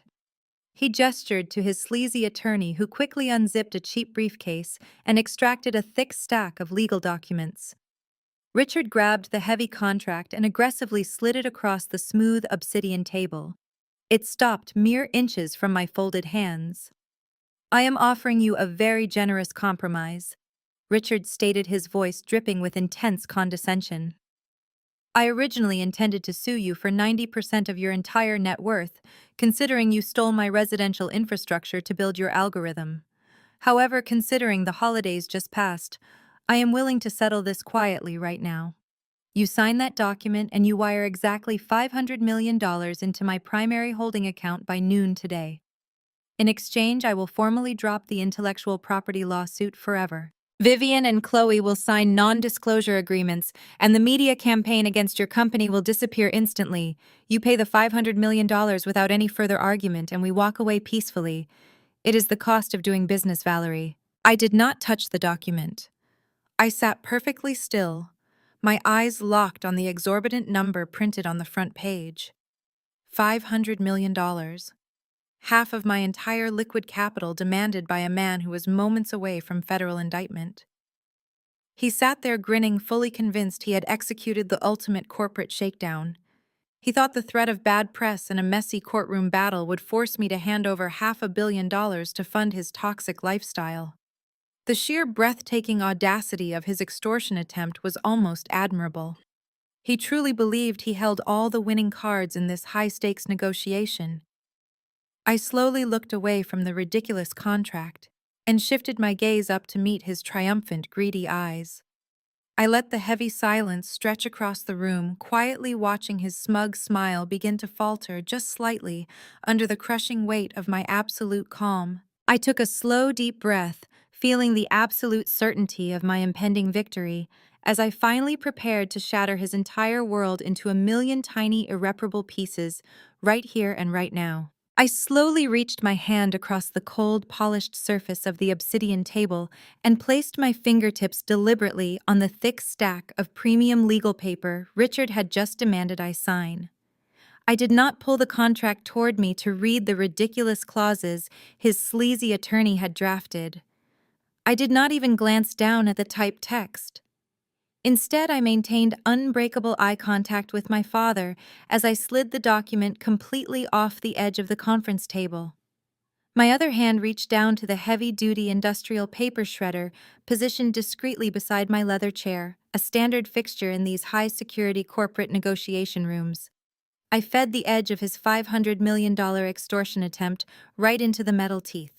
The machine roared to life with a harsh, aggressive grinding noise that instantly shattered the tense silence of the room. We all watched as the thick pages were violently pulled downward and instantly chewed into thousands of meaningless tiny white ribbons. Richard jumped in his seat, his face flushing a dangerous shade of crimson. "What on earth do you think you are doing?" he bellowed, slamming his fist onto the table. "That is a legally binding settlement offer. You cannot just destroy official documents." Vivian gasped, placing her hand over her mouth in dramatic horror, while Chloe stared at the shredder as if it had just swallowed her entire future. I waited until the machine swallowed the very last page and fell completely silent before I answered. "That was not a settlement offer, Richard." I replied, my voice slicing through his outrage like a surgical scalpel. "That was a pathetic, desperate ransom note, written by a man who is currently suffocating under the weight of his own criminal incompetence. You do not dictate terms in this room. You do not make demands. You are entirely out of leverage, and it is time you finally understand your actual position on this chessboard." I gestured slightly with my left hand. Elias stepped forward with flawless precision. He unclasped his slender leather portfolio and extracted a single crisp legal document. It was only 3 pages long, bound with a stark black clip. He walked deliberately around the massive table and placed the document directly in front of Richard, ensuring the text faced him perfectly. "This is the only contract you will be reviewing today," I stated, leaning back into my chair and resting my elbows on the armrests. "I am not giving you $500 million. I am not giving you half of my company. I am going to offer you a highly calculated, heavily conditional bailout of exactly $5 million, not a single penny more." Chloe let out a sharp, mocking laugh that sounded bordering on hysterical. $5 million, she scoffed, her voice pitching upward in disbelief. "That is absolute pocket change to you. That barely covers the interest on Daddy's commercial loans. You are a billionaire, Valerie. You can afford to pay the full amount and save this family properly. Stop being so incredibly selfish." Marcus turned his head, slowly leveling a look of pure, unadulterated disgust at his soon-to-be ex-wife. "You still do not get it, Chloe," Marcus said, his deep voice radiating absolute authority. "She is not here to save your luxury lifestyle. She is here to keep your father out of a federal penitentiary." I nodded toward Marcus, acknowledging his perfect assessment. $5 million is precisely the exact amount required to pacify the Shadow Syndicate, currently threatening to break your legs and liquidate your holding company, I explained, looking directly into my father's panicked eyes. "It is the exact sum needed to keep those specific black market creditors from handing your fraudulent financial ledgers over to the Federal Bureau of Investigation tomorrow morning. I am offering to pay off your most dangerous criminal debt. In exchange, you will accept 3 non-negotiable conditions." Richard stared at the document, his breathing becoming shallow and erratic.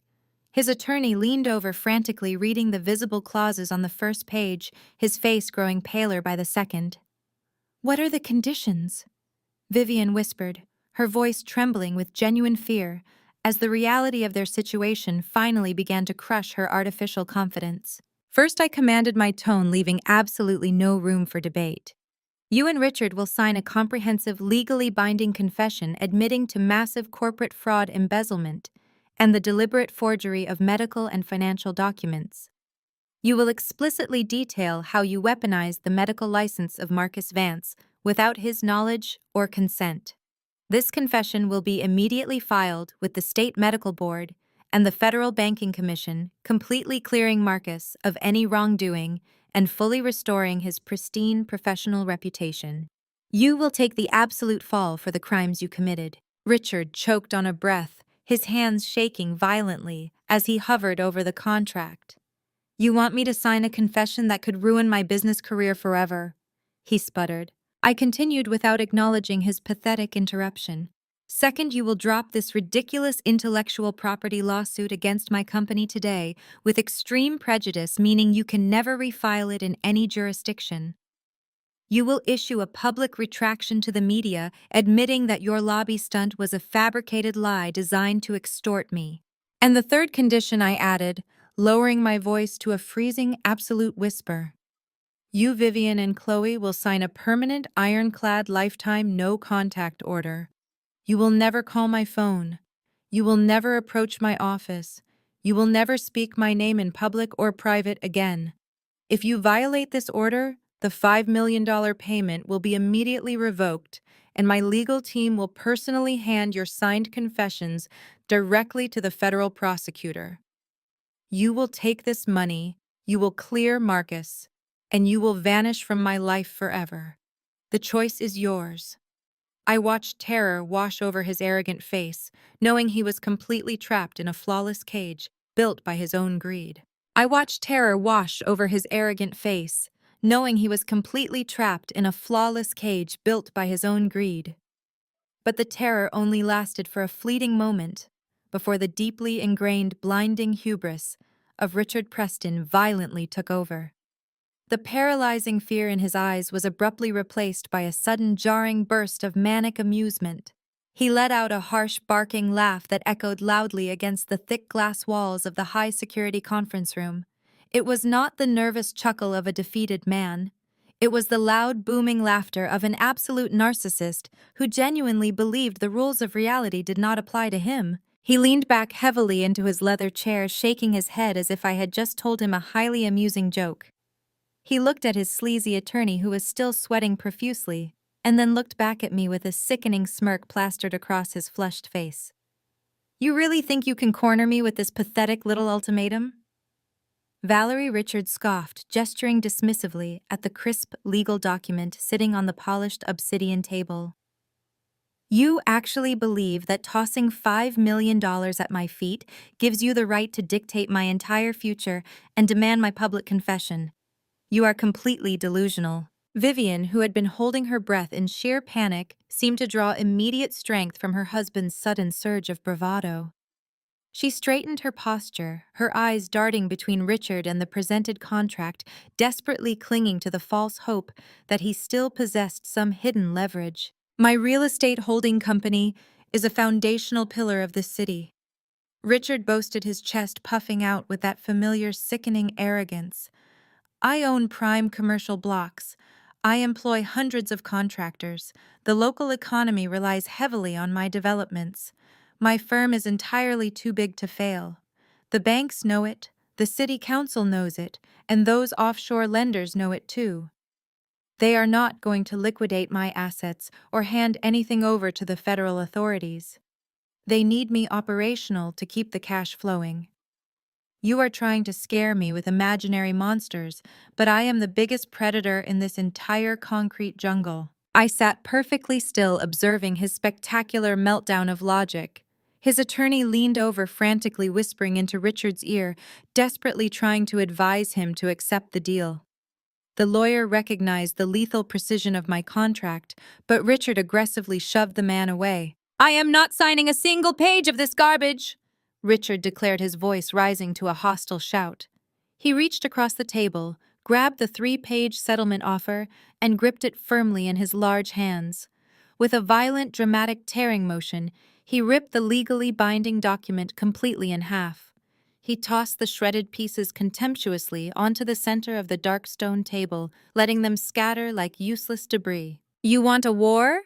Valerie, you have got one, Richard threatened, leaning forward and pointing a thick finger directly at my face. I will see you in federal court. I will absolutely destroy your professional reputation. I will hire the most vicious public relations firm in Manhattan and drag your name through so much mud that your precious corporate board will be forced to strip you of your executive title. You think a little media stunt in your lobby was bad. I will make sure the entire financial sector views you as a treacherous, unstable liability. You will be begging me to accept a settlement when your stock prices plummet. Chloe, newly emboldened by her father's aggressive refusal, suddenly found her very loud voice. She leaned across the table, her face twisting into an ugly, bitter sneer as she directed her venom entirely at Marcus. "You are an absolute fool, Marcus." Chloe spat, her tone dripping with intense, elitist mockery. "You are throwing away your position in high society to sit next to the ugly outcast sister. You really think Valerie cares about you? She is just using you to get back at us because she has always been violently jealous of me." Marcus did not flinch. He sat perfectly rigid, his dark eyes locked onto his soon-to-be ex-wife with a look of profound, chilling emptiness. "Look at her," Chloe continued, her voice growing shriller as she pointed at me with clear disgust. "Even with $1 billion, she is still just the plain pathetic girl who fixed computers in the basement. She has no class, no social grace, and no real power. When my father destroys her company in court, you are going to be left with absolutely nothing, Marcus. You are burning your bridge to the upper echelon just to play the noble victim. You are going to be nothing but a disgraced doctor working in some mediocre public clinic." Marcus slowly adjusted his cuffs, completely unbothered by her racist, classist tirade. "My medical career was built on saving lives, Chloe," Marcus replied, his deep voice resonating with unshakable calm. "Your entire existence was built on maxed-out credit cards and fraudulent loans. I am perfectly comfortable with my choices today." Chloe let out a furious, indignant scoff, tossing her perfectly styled hair over her shoulder. She turned right back to her father, linking her arm through his as a show of unified defiance. "We do not need her dirty money, Daddy. We will win the lawsuit and take everything she has legally." I watched the entire pathetic display unfold with absolute serenity. I did not interrupt Richard's delusional grandstanding. I did not defend myself against Chloe's childish, desperate insults. I simply sat in my chair, absorbing their profound stupidity. They had just rejected a flawless, guaranteed lifeline. They had looked a generous $5 million salvation directly in the eye and aggressively ripped it to shreds because their fragile, inflated egos simply could not tolerate the humiliation of surrendering to the daughter they had discarded. I let the silence hang in the air for a long moment, allowing Richard to bask in his fleeting imaginary victory. The shredded pieces of my generous settlement offer lay scattered across the polished obsidian stone like dirty confetti. He actually believed he had won. He genuinely thought tearing up a piece of paper would magically erase the reality of his impending financial doom. I did not blink. I simply shifted my gaze from the shredded contract to Elias standing at my right side. I gave him a single, imperceptible nod. The endgame was officially initiated. Elias stepped forward with the smooth, lethal grace of an executioner. He did not raise his voice or match my father's frantic, screaming energy. He simply reached into his slim leather portfolio and extracted a crisp, matte black folder. It was devoid of any corporate logos or flashy branding. It looked entirely ominous. He walked methodically around the massive conference table and placed the black folder directly on top of the shredded settlement papers Richard had just destroyed. Richard glared down at the black folder, his chest still heaving from his aggressive outburst. "What is this?" he demanded, refusing to touch the sleek cover. "Another pathetic settlement offer. Another list of demands from my ungrateful daughter." Elias remained standing, his posture impeccably straight, looking down at my father with eyes as cold as absolute zero. "Madam CEO does not offer second chances," Elias stated, his voice resonating with terrifying corporate authority. "You were just presented with a $5 million lifeline to prevent your immediate incarceration. You chose to destroy it. Therefore, we are no longer negotiating the terms of your surrender. We are simply informing you of your new reality." Richard scoffed, crossing his arms defensively. My reality is that I am going to sue you both into bankruptcy. Elias ignored the empty threat completely. When Madam CEO completed her corporate merger this week, she did not merely integrate her high-frequency trading algorithms into the Wall Street ecosystem, Elias explained with surgical precision. She executed a highly classified secondary acquisition. She leveraged a portion of her immense capital to purchase a controlling interest in a distressed debt acquisition firm based in the Cayman Islands. Vivian let out a small, confused gasp. Cayman Islands? What does that mean? Richard froze. The color instantly drained from his face, leaving his skin an ashen, sickly gray. His hands, previously balled into aggressive fists, slowly uncurled and began to tremble against the table. He knew exactly what the Cayman Islands meant. He knew exactly where his toxic black market loans had originated. "Your husband understands perfectly," I said, leaning forward and lacing my fingers together. "You see, Richard, when you bypass institutional lenders because your credit is absolutely worthless, you are forced to borrow from shadow syndicates. Those syndicates operate through private equity firms to launder and manage their high-risk debt portfolios. It just so happens that the specific private equity firm holding every single one of your fraudulent commercial loans was actively looking for a massive capital injection. I bought them out entirely." Chloe looked wildly between her father and me, her brain struggling to process the complex financial maneuver. "Daddy, what is she talking about? What does that mean for us?" Richard could not answer her. He was staring at the black folder as if it were a venomous snake preparing to strike. "It means," Marcus intervened, his deep voice carrying a note of profound poetic justice, "that your father no longer owes money to anonymous offshore criminals, Chloe. He owes every single penny of his $20 million fraudulent debt directly to your sister." I watched Richard swallow hard, a cold sweat breaking out across his forehead. His arrogant facade had been completely annihilated in less than 60 seconds. He reached out with shaking fingers and opened the black cover of the folder. Inside were the heavily authenticated, legally binding deeds to his entire commercial real estate empire. Every shopping plaza, every office building, every residential development he had leveraged to fund his luxurious lifestyle. "You are my sole creditor," Richard whispered, his voice cracking, sounding like a very old, very defeated man. "I am your only creditor." I confirmed, my voice as hard as diamond. "I own the debt on your primary residence. I own the debt on Chloe's $10 million townhouse. I own the debt on every single vehicle, asset, and property your name is attached to. You do not own a real estate empire, Richard. You own an illusion, and I hold the absolute deed to it." Vivian started to hyperventilate, clutching her chest as she looked desperately at her husband. "Richard, do something.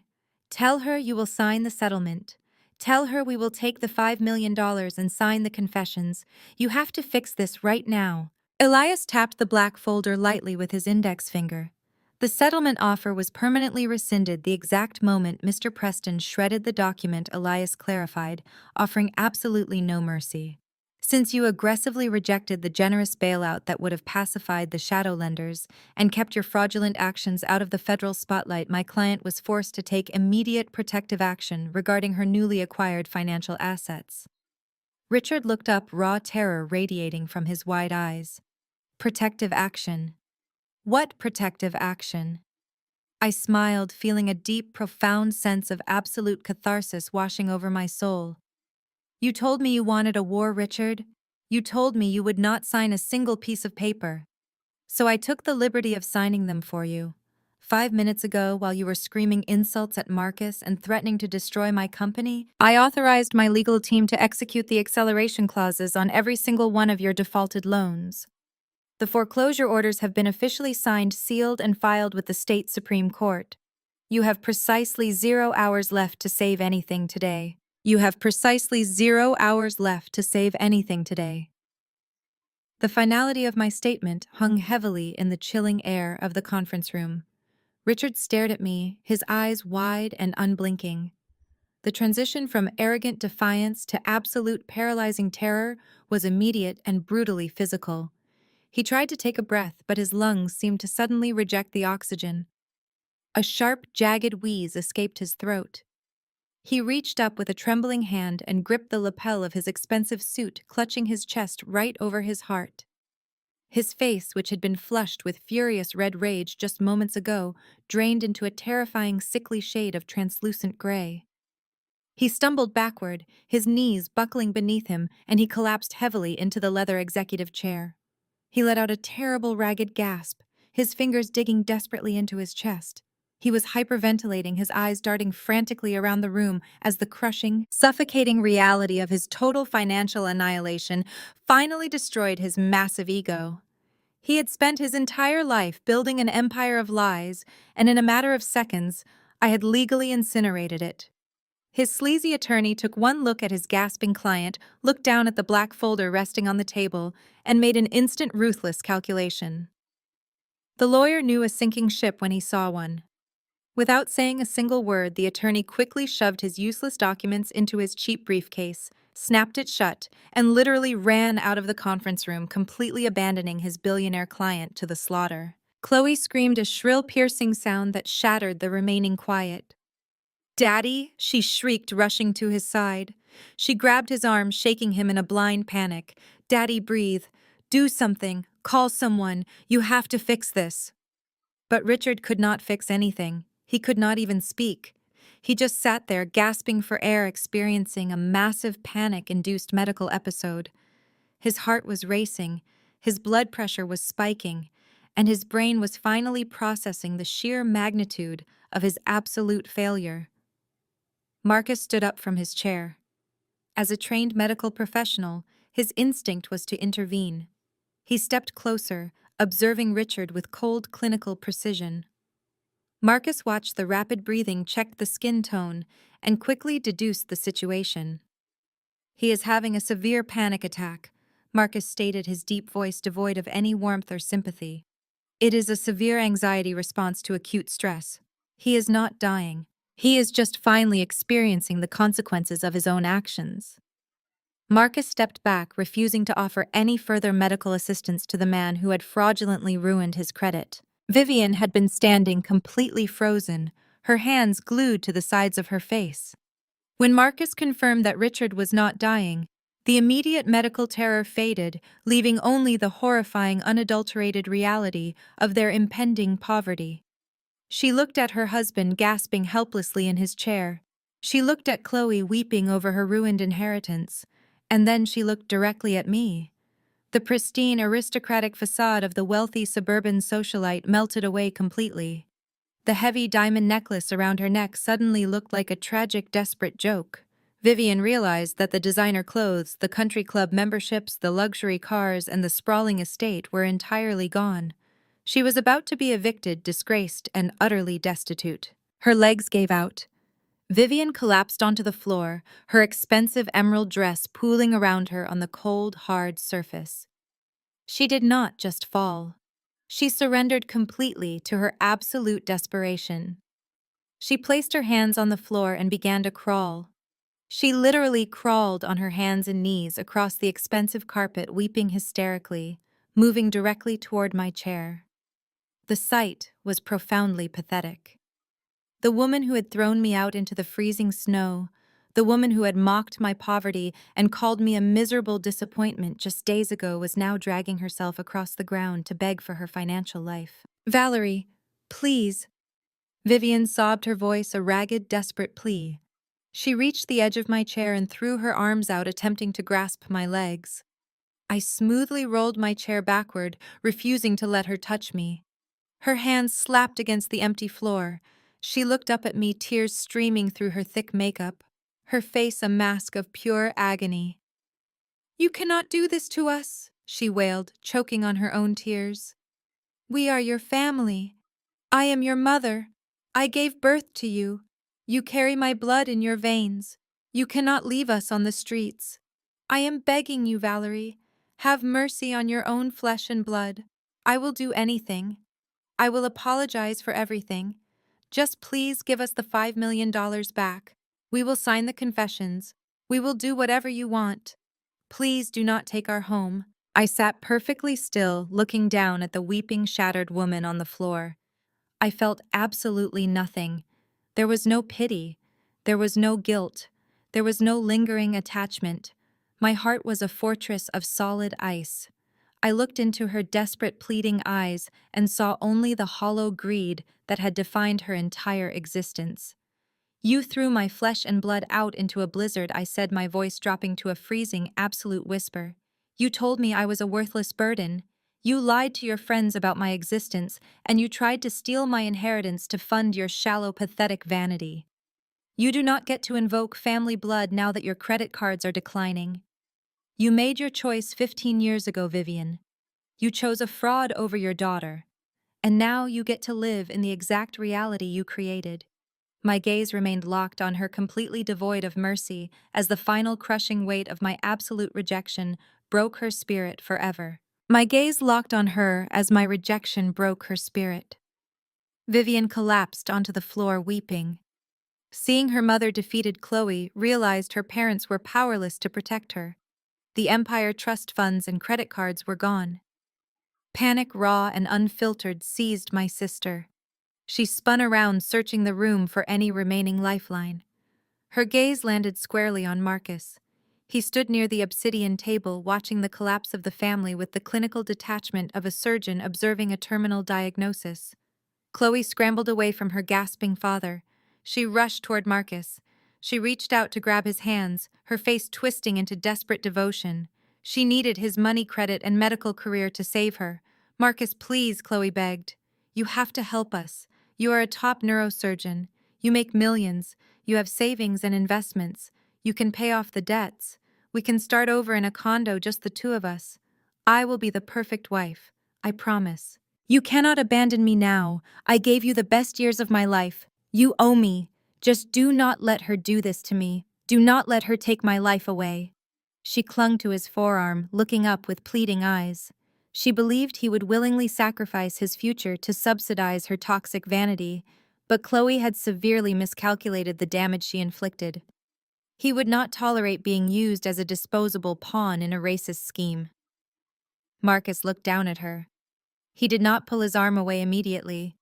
He simply stared at her hands, his expression devoid of any anger, sadness, or lingering affection.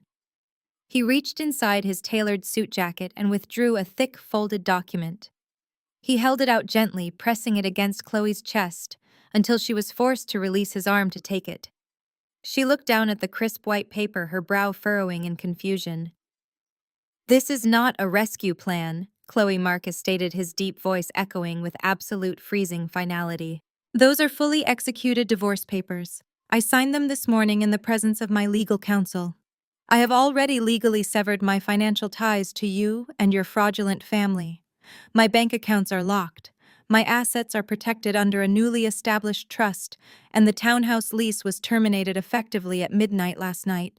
You have absolutely zero access to my money, my credit, or my life." Chloe stared at the legal documents, her hands shaking violently. She opened her mouth to protest, to scream, to bargain, but Marcus cut her off before she could utter a single syllable. "You viewed me as a diversity shield to protect your white-collar crimes," Marcus continued, his tone sharp and unyielding. "You mocked my heritage in secret while spending my hard-earned money in public. You are a morally bankrupt racist parasite, and I am officially cutting you out of my life. Sign the papers, or my lawyers will destroy you in open court."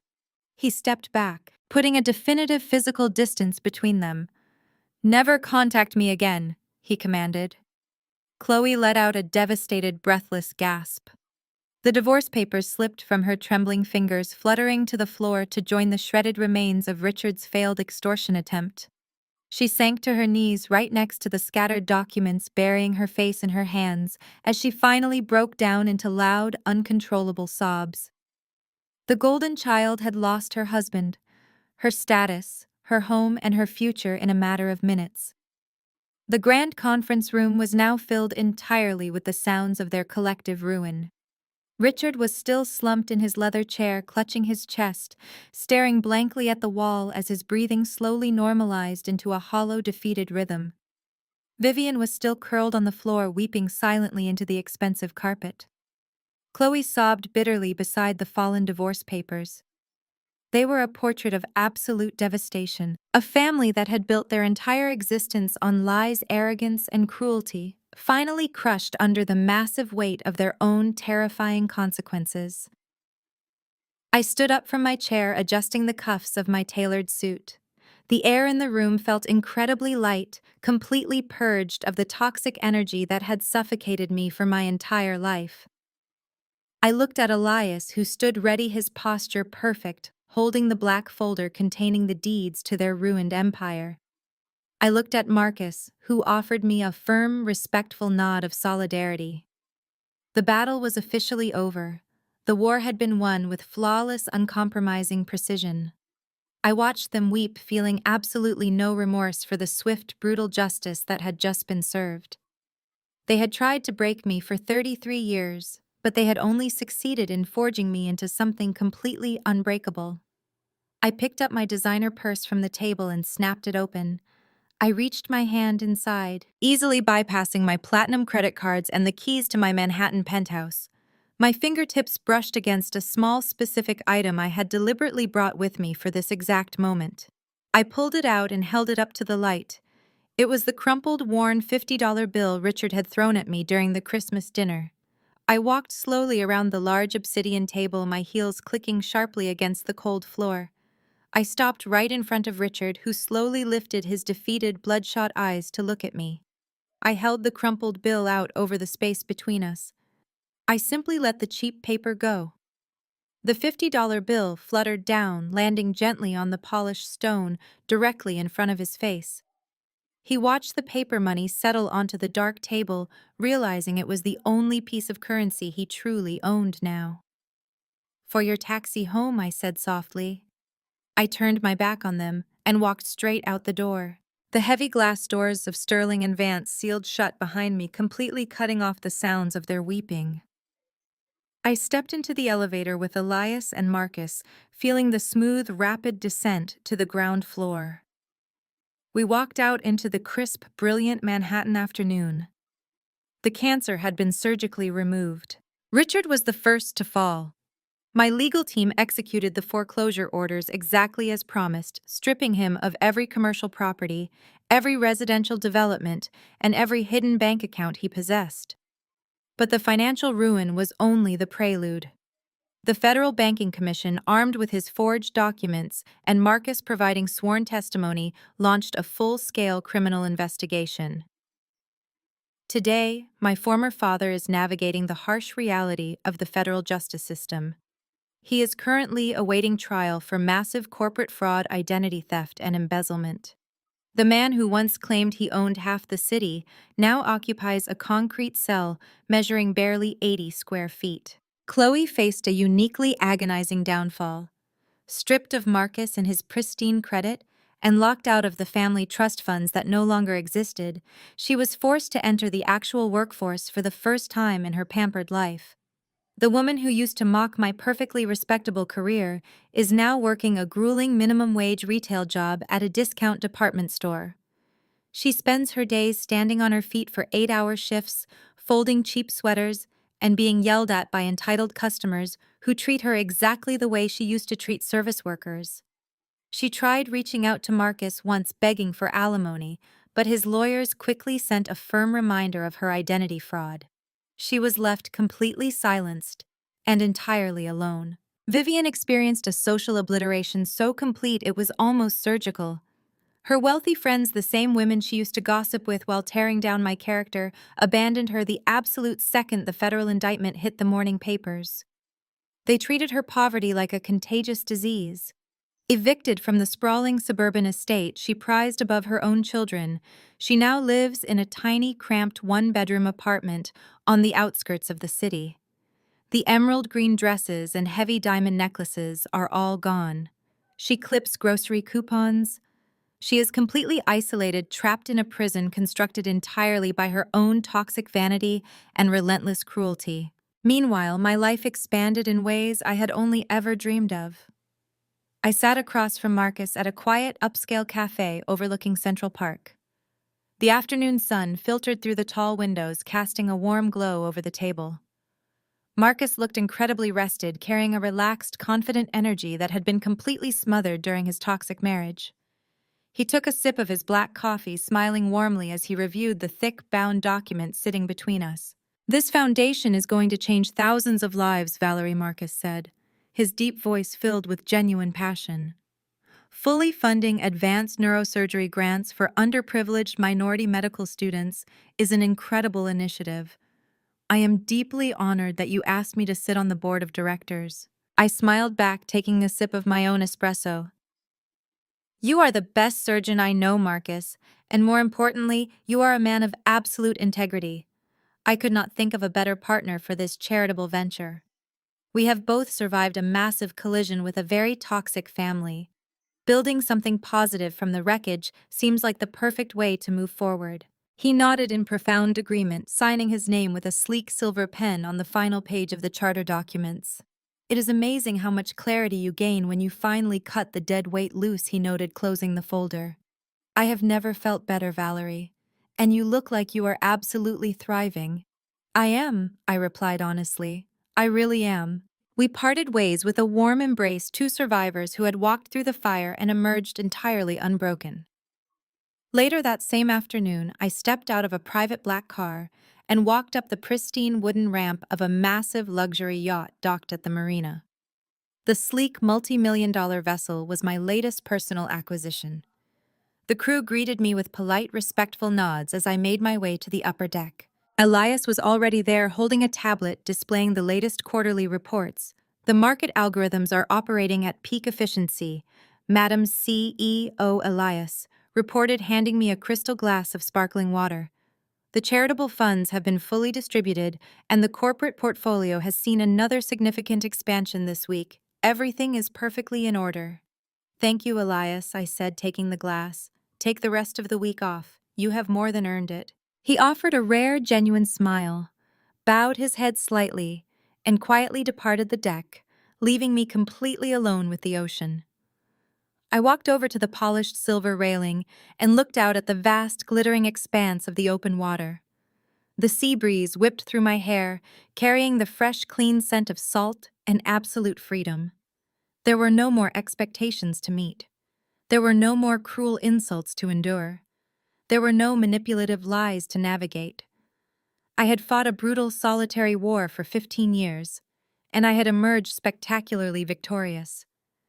I took a deep, cleansing breath of the ocean air, feeling the warm sun against my face. I was completely free, spectacularly wealthy, and for the first time in my entire life, at absolute unbroken peace. The gentle rocking of the massive ship felt like a soothing heartbeat, grounding me in this flawless present moment of pure triumph. The most powerful lesson from Valerie's journey is that your self-worth is never defined by the family you were born into, but by the resilience you build within yourself. Toxicity frequently hides behind the illusion of blood obligation, demanding absolute loyalty while offering only conditional love.